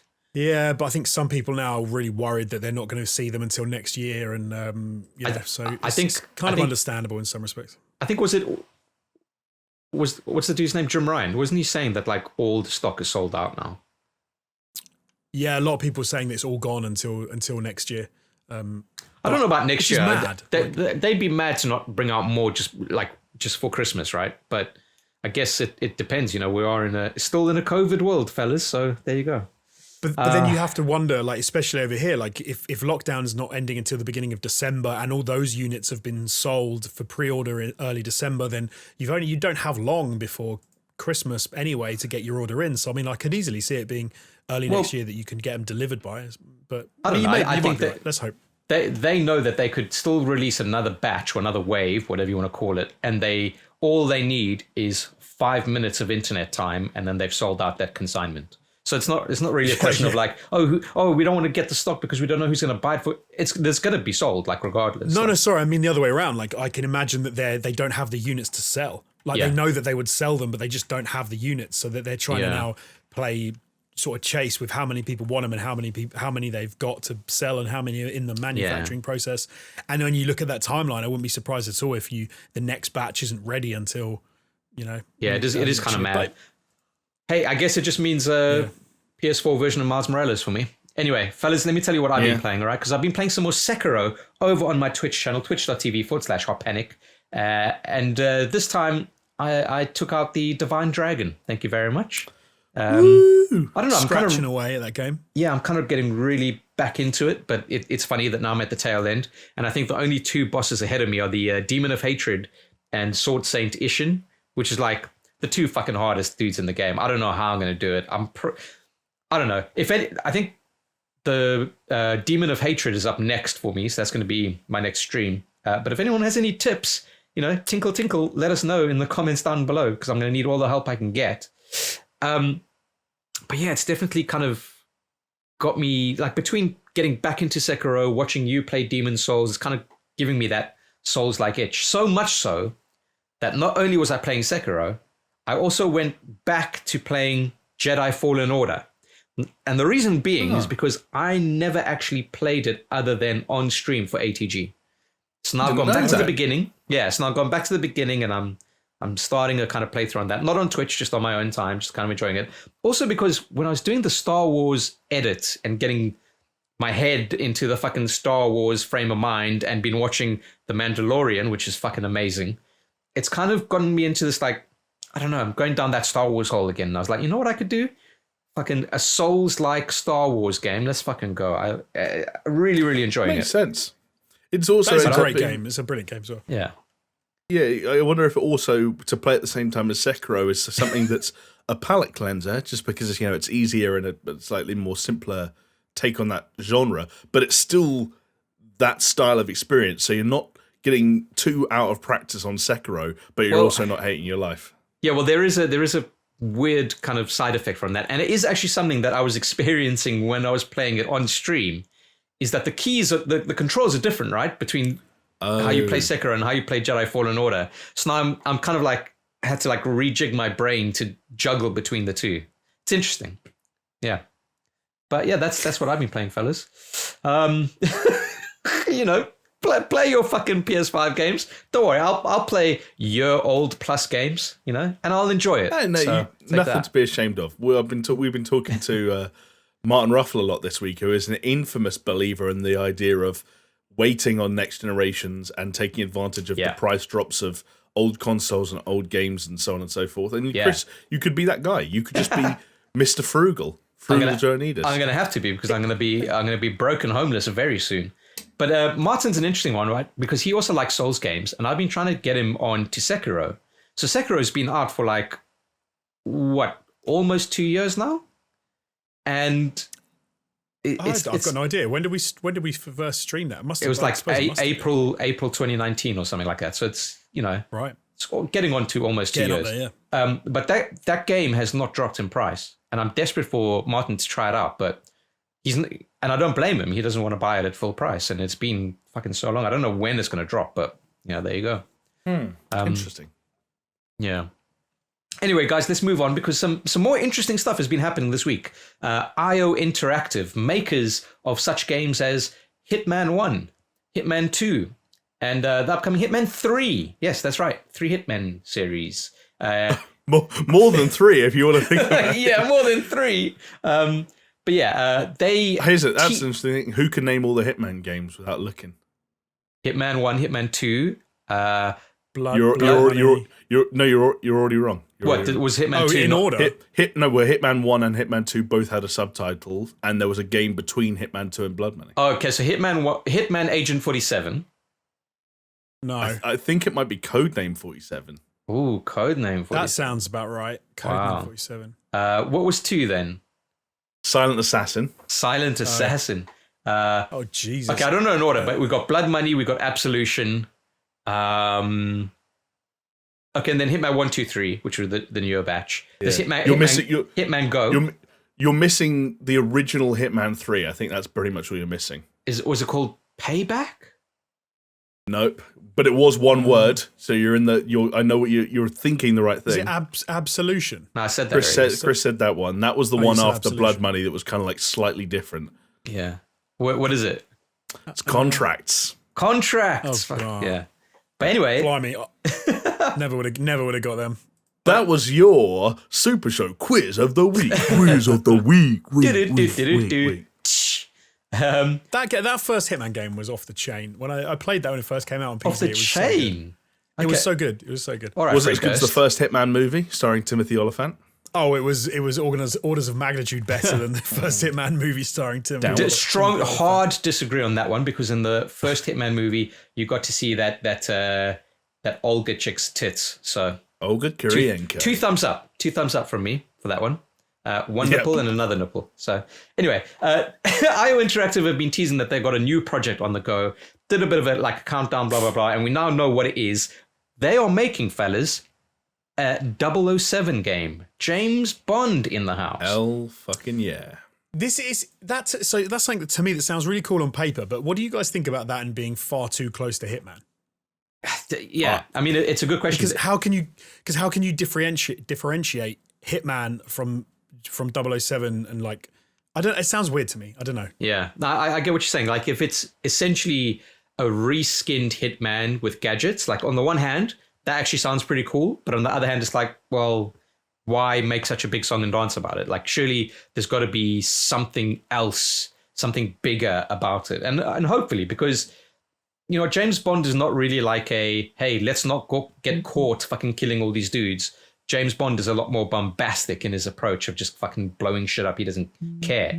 But what's going to be interesting about this is it's going to be following the origin story of James Bond and how he got his 00 status. And yeah, but you know, see, this is what worries me, because you know how he gets his 00 status is he has to kill a certain number of high-profile targets, and then he gets the whole 00 license to kill thing. So isn't that just then almost confirming that the game is going to basically be a reskinned Hitman game? Here's the part where I kind of disconnect from that argument. That would be amazing if it's a reskinned Hitman game. Are you kidding me? Like a proper licensed James Bond reskinned Hitman game would be fucking awesome. That's what I said. On the one hand, it would be cool. On the other hand, it's like, do more. I don't disagree in that it would be cool if they did more, and there is more to James Bond than just getting in and killing someone and getting out. And I doubt IO are going to do their version of, say, driving sequences, which have been a staple of James Bond games in the past. That seems like a step too far.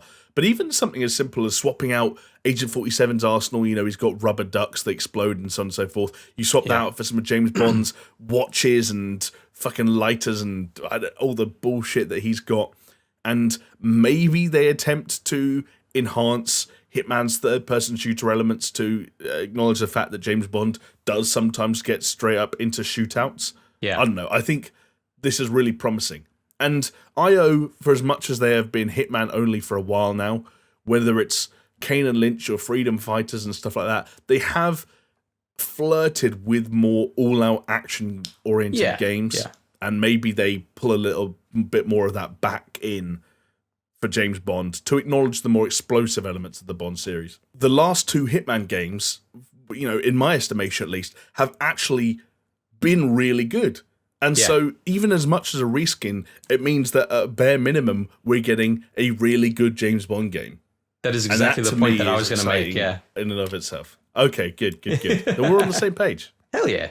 So the wonky thing that I was thinking was those Hitman games have been really good, but where they're lacking for me and where they keep pulling me back is like the story element, which is obviously pretty good in James Bond and in what gives him the impetus for everything. And if you used to me say it's a reskinned Hitman game, one of the recent ones, in my mind, what that is James Bond just wakes up in a Italian villa sort of complex, and he has M or Q, whatever his name is, in his ear going, right, James, this time you've got to go take out this old lady who lives in this building over here. And then you walk over and do it. And then there's a cut scene at the end where you get like just a frame and you can go to a shop and sort your stuff out. And then you go back into another environment, does the same thing. I think, as you guys have both alluded to, if you don't have those story beats, if you don't have those cutscenes to thread stuff, I kind of feel like I just fall off like I fall off the Hitman games. I think it just needs to be more action than stealth, if anything. Like there needs to be a lot more. Like I'd be all fine for like the stealth of a Hitman game, as long as it's not like, as long as there's a good balance between the stealth of it and the gadgets, and even though I hate gadgets for James Bond, but that's just me. But the action sequences, like getting in a fucking attack helicopter and gunning down a train full of fucking Russians or something, like shit like that. That's what you kind of want from a James Bond thing. And you have to have that. Yeah, totally. But Jamie's right. At the bare minimum, and it's what I said, I agree with it. At the bare minimum, if you get a solid reskinned Hitman game, that's in itself is already a fantastic fucking thing. So it could only get better from there. And I will also say, just because I feel like someone has to stick up for them, the Hitman games do have cutscenes. Those cutscenes are surprisingly good. And the story across Hitman 1 and 2 at least has had some good moments. But I think it's more how it's presented. It just seems how it's presented. No, I don't think it's how it's presented, Jonesy. I think it's the fact that you skip them. Maybe it could be that I skip them. Yeah, that does sound like a Jonesy move, yeah. No, I always watch the cutscenes once through. It's also that weird that the replayability, like Hitman is big into replayability and to do this mission again and again and see how many different ways you can do it. And I think if in the Hitman world, it's almost like more freeform in that you can even design your own hits, and you can pick a person out of a crowd and go, you've got to try and get this guy, kill him with the toilet seat as he walks into the middle of the ballroom and not get seen. Whereas Bond levels can't really do that, right? It's got to be, you're trying to save the day. These are the bad guys. You need to go take a picture of this thing. You need to go and plug your USB stick in over there. You got to save the girl and get out. Like if they turn around and go, well, James, now you've got to kill the midget, and then you've got to squash the guy with a big hammer, and you've got to jump into the water and jerk off that shark. And you're like, what is going on? Jerk off the shark. Hold on, now you've got me uniquely interested now. You mix in that kind of wacky undertone that Hitman has done very well for Hitman, admittedly. Yeah. But I don't know. It's to me, it's a weird mix. It just seems like a weird prospect. It might be amazing. I think it's going to be cool. Amazing. But you know what the problem is? I don't even think they've started making this fucking game yet, because they're saying that they're like building up, like hiring people, like industry professionals, blah, blah, blah. And there is no release date in sight. So I don't know. Like you can make a game. Like I think they take about like 2 to 3 years to make Hitman games. So, that's cool and all, but it's almost in a way you want as big an announcement theoretically as this to come with a little bit more meat on the a bit more meat on the bone, right? Like, can I put out a little caveat that if they do a reskinned Hitman game where you can choose to be any James Bond you want and they've got good voice actors to come and redo the voices, then I think it's wicked and I want to play it. That'd be cool. I guess yeah. The other wrinkle in this, I don't know how much we can speculate about this, why they're doing it, and whether or not it's going to be effective or not, is that IO had to partner up with Square Enix to publish the original Hitman. Yes, and then they bought over by Warner Brothers. Warner Brothers, yeah. Well, I think, again, I don't think that they were bought. I think they just partnered with them to publish Hitman 2 and Hitman 3. IO are publishing this game themselves, which is interesting, like, again, that they didn't or couldn't do that for the Hitman games, including, I believe, Hitman 3, but are taking that jump. But is that because Warner Brothers would never publish a game from what's James Bond now? It's still MGM, right? Yeah, it's possible. Yeah, but I don't know what the implications of that are. I don't know if that means they made loads of money on Hitman. I don't know if that means there's lots of investment coming in from somewhere else and they didn't need a publisher. I don't know. It's kind of interesting. Yeah. Well, time will tell when they give us a bit more flesh on that bone, right? I mean, yeah, it'd be great for IO if they could fucking do a CD Projekt Red and just become big enough that, like, yeah, we'll make and publish our own games. But, you know, we get a lot of studios like Remedy still having to pair up with 505 for Control, stuff like that. It just was an interesting wrinkle on this story, I thought. Yeah, fair enough. All right, guys, I see we've been recording for quite a while, so I'm just going to go ahead and talk about this very quickly because the Game Awards nominees have been released. Game Awards coming out on the 10th of December. So I don't want to go through all the nominees, etc., but I think what's worth talking about is maybe the Game of the Year. Because I think it paints a little bit of an interesting picture, right? So the Game of the Year nominees for the Game Awards this year are Doom Eternal, Final Fantasy VII Remake, Ghost of Tsushima, Hades, Animal Crossing, and The Last of Us 2. Interestingly, no Half-Life Alyx, you know, especially coming from good old the Final Hours Keighley. But yeah, I wanted to I don't know, with that, I almost feel like that, with Half-Life Alyx, I think the barrier to entry is so high, I'm not really surprised it's not on this list. I think it would have been a weird one to include for them. But isn't it voted for by members of the press? I don't know if the nominees are, but the I know Keighley has nothing to do with the nominees. Yes, yeah, I know.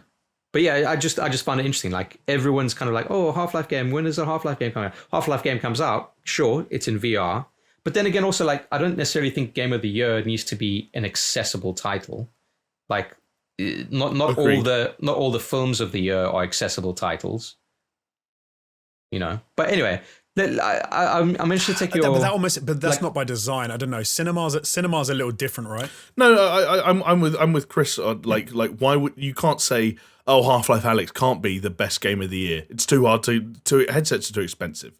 Like, those are completely separate ideas. I don't know. I kind of feel like if you have a movie which is a movie that wins an Oscar, for example, for being the film of the year, and you say, okay, it's a subtitled film, it's a foreign film, it wasn't even released in the West, but it was still the movie makers made a movie and they put it out. The fact that whoever distributes it, puts it out there, didn't distribute it to your area shouldn't be a barrier to entry. But that's exact same argument, though. No, it's not, because the filmmakers in that instance just made a film. They made a film and it can go anywhere. It's just where that film goes isn't necessarily up to them at the end of the day. If you specifically make a game that only works on a very, very limited number of PCs, as long as these people have very high-end kit and they have the ability to play it, for me, it would feel a little odd to include it at this stage where VR is and what you need to have in order to play this game. I think a good game is a good game regardless of what platform it's on or how many people play it. You very nearly went Brent there. That's fair enough. I don't know. I think it would have been a little odd choice. Probably because even if you had the best game in the world, and let's say that it was on a bit of kit that only 3 people owned, it's irrelevant. It doesn't matter. It's the best game in the world. Like, no one would be able to have said. Then no one could agree with you because they haven't played it.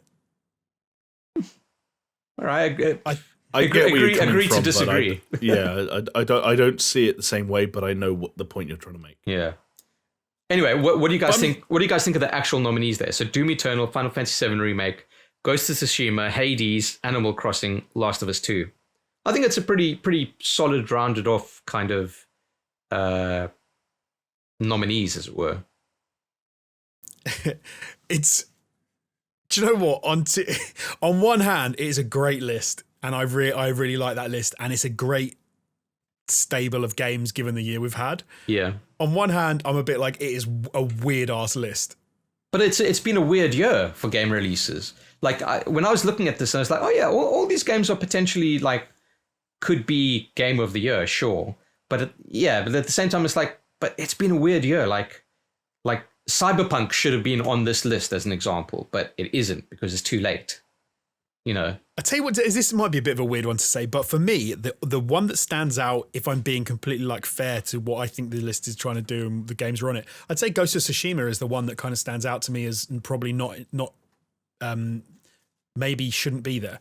And the only reason I say that is because I haven't played it, so it would be unfair to me to say it's like a bad game.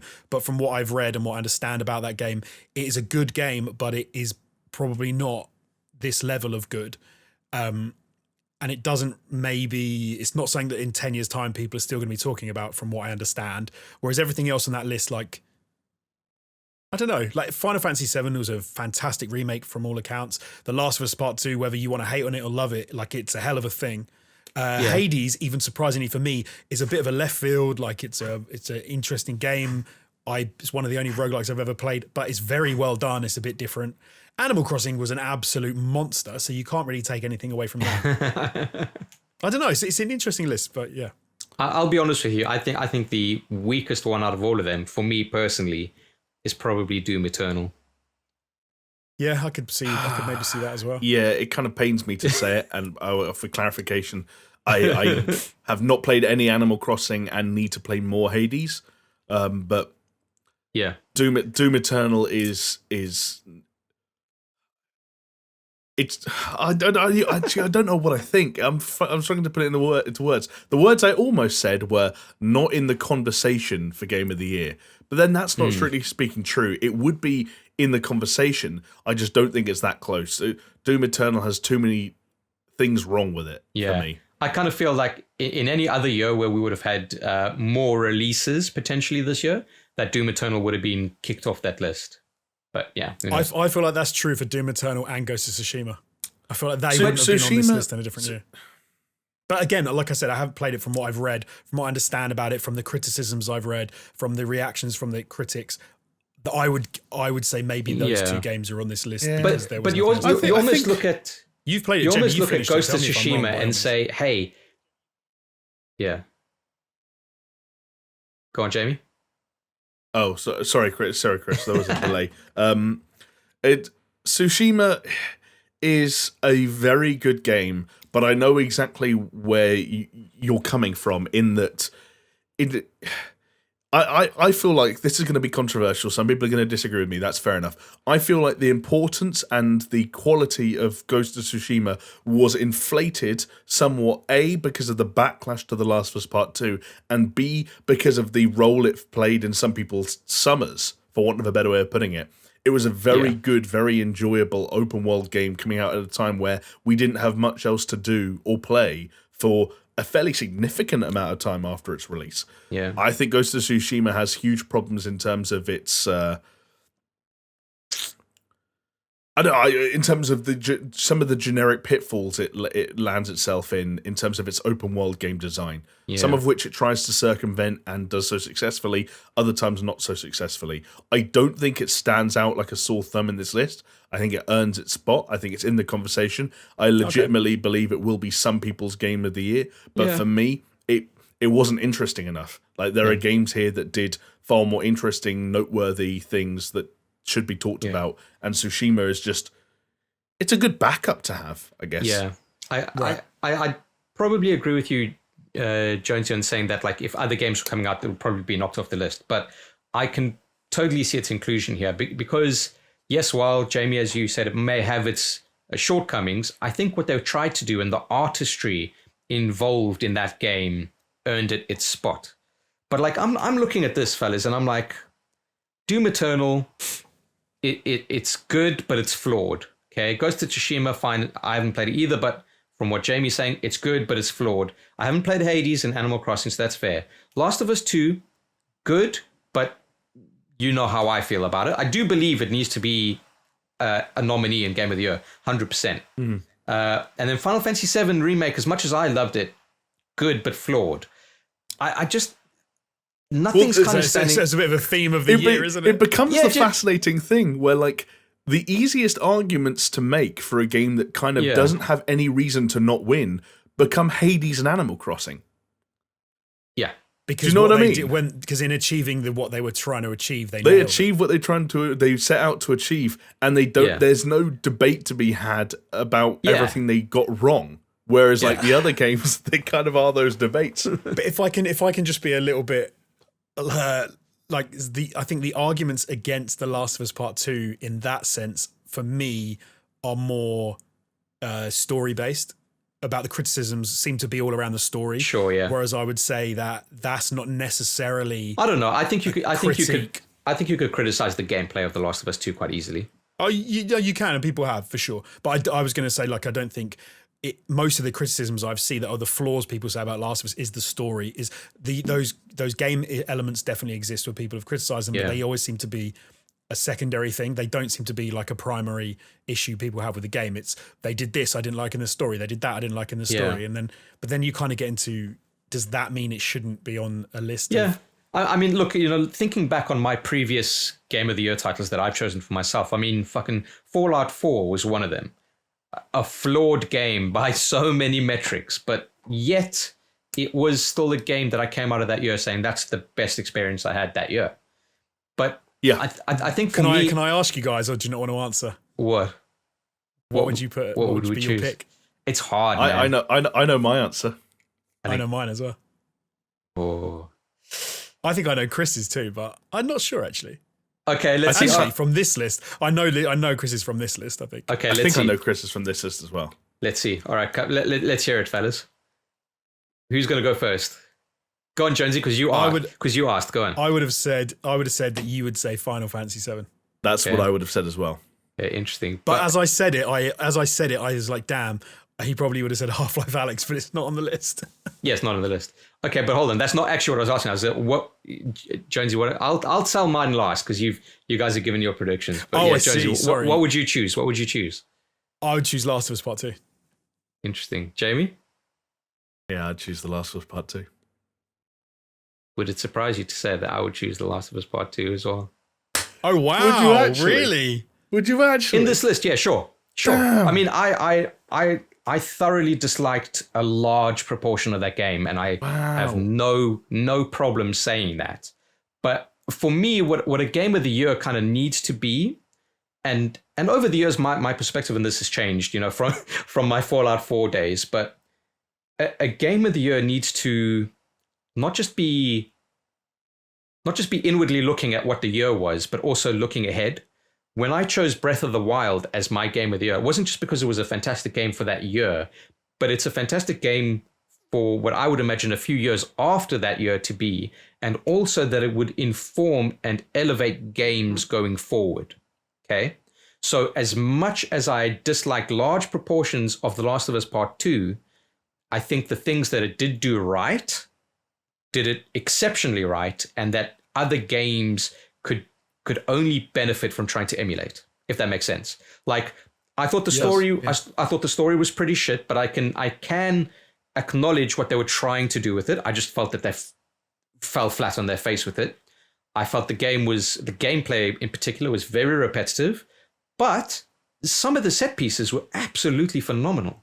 The art direction was phenomenal. Like a lot of that stuff just makes me think that it should get it. Don't get me wrong. So you guys said Final Fantasy VII for me, right? And I think the issue with me for Final Fantasy VII Remake that I wouldn't give it Game of the Year is that I know the core game that it's based on, the original Final Fantasy VII. And even though they did chop it up, I'm kind of looking at it saying, okay, even if you did chop it up, why didn't you do this, that, or that? Or why did you make these decisions that seem a bit strange? Also, I still can't get over the fact that some of their fucking PS2 era textures were like in that fucking game. It blows my mind. But yeah, like Doom Eternal, great game, maybe a little bit too frantic and a little bit wasn't true to its core identity. Ghost of Tsushima, I haven't played, but as we've discussed, like the artistry is there. That would maybe be my second choice. The artistry is there. What they really tried to do with kind of like bringing that samurai movie into a game style and the different choices that they had, getting certification from the Kurosawa estate, blah, blah, blah, blah, blah. That's all cool. Hades, I haven't played. Animal Crossing, I haven't played. Of course, Animal Crossing is the behemoth, that kind of gave everyone joy. If you're just saying, hey, games that give people joy, then sure, Animal Crossing should probably take it. But I think for the games industry as a whole and to grow, I think The Last of Us Part 2. It's funny because when you sort of lay it all out, if I had to try and make like an objective pick, I might have, and almost to say like it's a game which has marked the year in some respects and kind of has fit with how messy this year has been, I might have to give it to Animal Crossing. I know what you mean. Objective and it's a strange thing to say that. Like I played a decent amount of that game and I didn't particularly like a lot of what I played. Well, here's the interesting thing, Jonesy. Sales of Animal Crossing probably is the exact same amount of all the sales of all those other games and the nominees put together. I mean, probably not, but do you know what I mean? Like, it is so... It's in the ballpark. It's on such another level in terms of that like, it's like you said, the fact that everyone sat at home and looking for a way to interact with people, and Animal Crossing was that thing. It was the reason why the Switch is like on par to be like the most successful console of all time. Like, yeah. It did exactly like I think you guys said. It did what it wanted to do. It hit at the right time, and it was massive. So I can't really take anything away from it. Yeah, except for the fact that it was released last year, but because it fits into the Game Awards kind of period of choices, then it feels like game? It was a this year game. Animal Crossing, was it last year? Animal Crossing came out this year. It happened in lockdown. It came out spring, didn't it? The whole point was that it was in lockdown. No, it came out this year because I bought it because the whole point was that it was people's pandemic. Why did I think that? I put my hands spring. up and say I'm an idiot. All right. No. I think the only game that kind of missed last year and was in some categories was that, weirdly enough, Jedi Fallen Order missed out. Yeah. In the same way Cyberpunk will this year, and therefore did pop up a few times, but not a huge one. But yeah like. I never played it. Animal Crossing is the only game on this list that I haven't played a significant amount of. It's not my cup of tea, but I couldn't begrudge it simply for, as you guys said, what it did for so many people and the impressions it made on so many people, how many people it even introduced to gaming. There's so many, points of significance about Animal Crossing that no matter what Last of Us 2 did for me, and Last of Us 2, for what it's worth, is the game that kind of went above being a game in the same way Doom Eternal and Ghost of Tsushima and Hades have been for me in my life, and kind of became this weirdly profound thing where it's just the game that I wanted, only thing I could think about, only thing I wanted to talk about, the game that made me stay up for hours on end, and I've got pages of notes in my fucking Google Sheets and Google Drive stuff because it was just really bizarre, and that to me was special no matter how flawed it was in some respects. Yeah. I think we all kind of can echo that sentiment on some level. I think here's a barometer, right? Like in 2 years' time, when you think back, if someone had to say, hey, do you remember Doom Eternal? Or hey, do you remember Final Fantasy VII Remake? Do you remember Ghost of Tsushima? Do you remember Hades? Do you remember Animal Crossing? Do you remember Last of Us Part 2? I think the only two games of those that people will say like, oh, fuck yeah, and recalled all the like memories and emotions that were associated with it would be Animal Crossing and The Last of Us Part 2. I think everything else is not forgettable now, but in 2 years' time, forgettable. Especially with Final Fantasy VII is an interesting one because, of course, that's been around forever anyway. But then I think the problem is in 10 years' time, you'll say, oh, did you like Final Fantasy VII? And people will go, the original or the remake? So you'll have to clarify. Yeah. Whereas Last of Us Part 2, everyone will know what you're talking about. Yeah. I think Animal Crossing, everyone will know what you're talking about. It's as you were saying that talking, it sort of struck me because I think one thing that makes me feel odd about a list like this is if you could plot your emotional response to a video game, Animal Crossing's line would be like boo, and then every Sunday there'd be a little boop, where you were like tiny bit anxious about whether you got to sell your freaking turnips or not. And then there would be a slight little boop for every time Tom Nook did your head in and, demanded more money from you. But if you tried to plot that, but it would be like hundreds of hours long, right? Yeah. But when you tried to plot the one for Last of Us Part 2, it would be 25 hours long, but it would literally be like this, because it would be like this emotional roller coaster of highs and lows and stress and everything. And it's a nice way of putting it. Yeah. They couldn't be two games that are too opposite to each other, but easily for me on this list, they probably would have to be like those are the two that struck. It's funny. It's funny. That's why The Last of Us 2 has a genuine shot at winning, because people who feel the same way that us three feel about it. When this news story and these nominees were put in our Discord the other day, I think it was AIM who said that if The Last of Us 2 wins, it would be rigged. And there are so many people online who think that way, and I was just like I would vote for it. Yeah, me too. Yeah. And I think that's why it's got a chance. I think a lot of people from our Discord are probably going to be very surprised to hear that we all would have gone for The Last of Us Part 2. But it's funny, it's not our declaration that it's this flawless, like, this isn't virtue signaling. This isn't like us saying The Last of Us 2 is the best game of all time and we stand for everything it stands for and it gets everything right. It gets so much wrong. And we talked at length during a spoiler cast for hours on end about everything it gets right and wrong. But there's still something about it that when I look at it in this context, okay, game of the year. Yeah. What fits that bill for me? Yeah. That game stands above the rest for some reason. Do you know what? Oh, sorry, Chris, go on. I was going to say, it's funny because I still look back on The Last of Us Part 2, much like how I looked back on it when we were doing the spoiler cast and saying, it is a bit of a shit show. It is a bit of a shit show. Hands down, I would still believe that. And yet, you can't argue about some of the greatness in that game. The greatness. To Last of Us Part 2, I was going to say, if it was a person, it would be Nicolas Cage. Right? It has, this is irrespective of whether you love it or you hate it, right? It has some incredible highs and some lows in quality and in and in things it did well and things it didn't do well. Like it's all over the shop. But I think I think I can understand why some people would say, oh, if it wins, it will be rigged, because a lot of people can't stand it, right? They really don't like what that game did. They don't like what it was, etc., etc. But at the same time, even those people, and a lot of people, like say in our Discord, I think they would still admit that even if you hated it, it is a tour de force of some fashion. Yeah. And I think to then say, oh, if it won Game of the Year, that would be rigged. I think like you might not like it, but you can't deny it. It's a hell of a thing. Okay, well here's a weird thing, okay? Because on the other hand, like in my past Game of the Years, it would be, I want to tell everybody about this game so that they can go out and play it. And yet, with The Last of Us Part 2, which would be my choice for it, I don't want people to play it. It's this weird kind of disconnect. Do you know what I mean? Like I can't recommend Doom Eternal. What they'd think of it. As much as I'd like to, I can't necessarily wholeheartedly recommend Final Fantasy VII Remake. It's a great game, but it's. Okay, probably I could recommend Final Fantasy Remake, but not 100%. Haven't played Ghost of Tsushima or Hades. Hades, I think, is a game that I probably, judging by how you guys have taken to it, could recommend. I can't necessarily recommend Animal Crossing, but everybody and their dog has fucking recommended Animal Crossing. But yeah, I wouldn't recommend, like if someone had said to me like, do you think I should play Last of Us Part 2? I'd be like...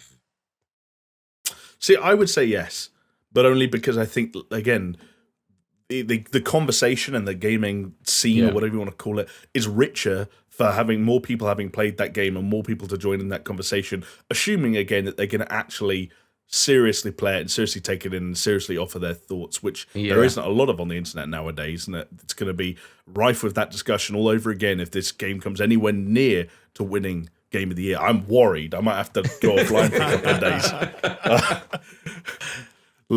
But I don't know. That was. I remember at the time I wanted to have discussions about that game. I wanted to disagree with people about that game, and that's all a part of it. I don't know. Like that's the thing that makes it almost transcend that. Like Hades is Hades. If you don't like Hades, it's like okay, I do. So let's get on with our lives. Yeah, like cool. I like it. But the disagreements that people can have about The Last of Us Part 2 are things that I want to engage in, and that in itself is something kind of cool. Yeah. And is a testament to the strength of that game as a piece of media. I don't know. There's a lot to it, but yeah, it's tough because when you say like, would you recommend a game? Would you recommend it to somebody? I'm like, there are some questions which aren't yes or no questions. You cannot give a yes or no answer to it. Ironically, I would say that another one of them is, does the PlayStation 4 controller work on the PlayStation 5? It's not a yes or no question, right? It's not a yes or no question. But Last of Us Part 2, you couldn't just say, or if someone said, should I play this? You can't just go, yeah, and then walk away. Yeah. Because it has to be given its context, and you have to say, look, this is what you're getting into. This is what it is. Have you played the first one? Do you like emotional roller coaster games? You know, It is a wider conversation to be had. But do you know what I would love is for that person to go and play it, and then I want to talk to them about what they thought of the game. Which is what Jamie said. We are people who, as part of the way we make a living, is by taking 3 or 4 pieces of video gaming news and turn it into a 2-hour-long conversation. Like, we live for extrapolating conversations from places where they don't need to be taken out of. And I think that's why, in some ways, it makes sense that all 3 of us resonate with this game on some kind of bizarre level that isn't even necessarily tied to its inherent quality in certain ways. You know what's really weird? It's the thinking man's game of the year. Oh, interesting. It's I just want to go back and listen to our fucking, what was it, like a 3-hour spoiler cast that we did, because I've forgotten some of the arguments that we had about that game, and I just want to go back and listen to it. So yeah, that's right. If you support the Patreon and get the tier where you get the extra videos, there's a 3-hour spoiler cast on The Last of Us Part 2 that you may or may not want to go check out. Weirdly, we rushed through the last hour. We did. Because it was the hottest day of the year. It was also the hottest day of the year. But I'm saying we were like, we can't make this be like a 7-hour video. We have to get through it. And I wanted to. Like, if there was a way to kind of make it worth our time to do a 7-hour long spoiler cast, I'd be there. No, I'll take you one even better. Okay, we do a stretch goal on the Patreon where we replay, after lockdown, The Last of Us Part 2, sat down all together on a fucking couch and just fucking, talk about everything that happens. Yeah, like dissect, like absolutely fucking everything. Be like, why has this happened? This is it. Oh no, this is great. No, this is dog shit. Blah, blah, blah, blah. It would be fucking cool. Is Abby a man? Let's talk about it for 8 hours. Go on there. How can a woman realistically gain so much muscle mass in this time period, given this is what we know her dietary consumption is? Yeah. All right. Those are some of my favourite things online. Like, let's take apart their diet. Let's take apart Tom Cruise's diet and see whether he could fight and be a spy. And the dude's 5'1". According to my calculations, the circumference of Abby's biceps is. But I think that's a good place to end it, but I got one more question for you guys, okay? From The Last of Us Part 2, what is the one bit that sticks out in your guys' mind? Jamie, let's go with you first. That's a spoiler. Are we allowed to say that? Surely, right? Like, okay, it's the end of the fucking podcast. If you don't want to hear the spoiler, it's okay. You can turn off. But yeah, it's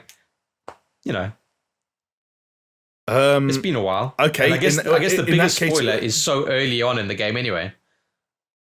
True. I guess the things that stick out in my mind for whatever reason when I think back to that game are, I think about that spoiler that you're referring to, the spoiler that happens inside the first couple of hours. Yeah. I think about the immediate aftermath of that spoiler, but basically in the time between Ellie finding out about that news and leaving to go to Seattle. Right, okay. Story-wise? Story-wise, like, basically you go through Joel's house and you find old bits and pieces, and for some reason I remember that sequence. Okay. And then the 2 other things I'll throw out there that I think about. One, for whatever reason, maybe because it's just I like the scene, the flashback where Joel takes Ellie through a museum and it culminates in them getting into the rocket together and her listening to the takeoff sequence on the cassette tape and kind of imagining that whole thing. I don't know. I just like that. Interesting. Did you cry during that sequence? I don't think The Last of Us 2 made me cry. I am a crier, but I don't think it made me cry from memory. I think I nearly teared up about some Joel stuff. Yeah. And then the ending, for better or for worse, I have strong memories of. Yeah. Go on, but Jonesy. all facets of the ending, I should say, all facets of the ending. Wow. Okay. All facets of the ending. Okay. I can't. Do you know what? Normally with a game, if you said that, there would be something that would pop into my head, and I could say, "Oh, there is too many things that pop into my head when you say that for me to sort of say to pick stuff out." If I had to just try and pick out some of the thing, like one of those things, one thing that resonated with me actually was, and it wasn't like one scene, but maybe a bit connected, was when you go into the aquarium. And there's the whole story in there about the kids who live there with their dad, and the dad dies. Oh, right, after the kids escape, and one of them joins up with the resistance. And there was a whole thing where I thought it was going to turn out that Owen had killed the kid, and it didn't. In the end, he killed he some other old guy died. Yeah, but there was like that whole sequence, and then the sort of way that they married I can't remember her name, Ellie's girlfriend, who being pregnant. Dina. And then, sorry? Delina. No. Dina. Dina. Sorry, Dina. You broke up as you said it. It sounded like you said Delina. But that whole bit where she's pregnant, and then the Mel gets it at the hands of Ellie, not what she's trying to. Interesting. That whole bit sort of stood out to me as like a continuation because it's the whole aquarium arc, I suppose. Yeah. Interesting. Okay. My bits that stick out are if we're talking about the ending, the bit. Well, I'm trying to pick different bits from what Jamie picked as well. So yeah. Obviously, there's other stuff which is more memorable in general, but. Fair enough. No, but the reason why I'm overlapping with Jamie on the ending is because I could leave a lot of what the ending did.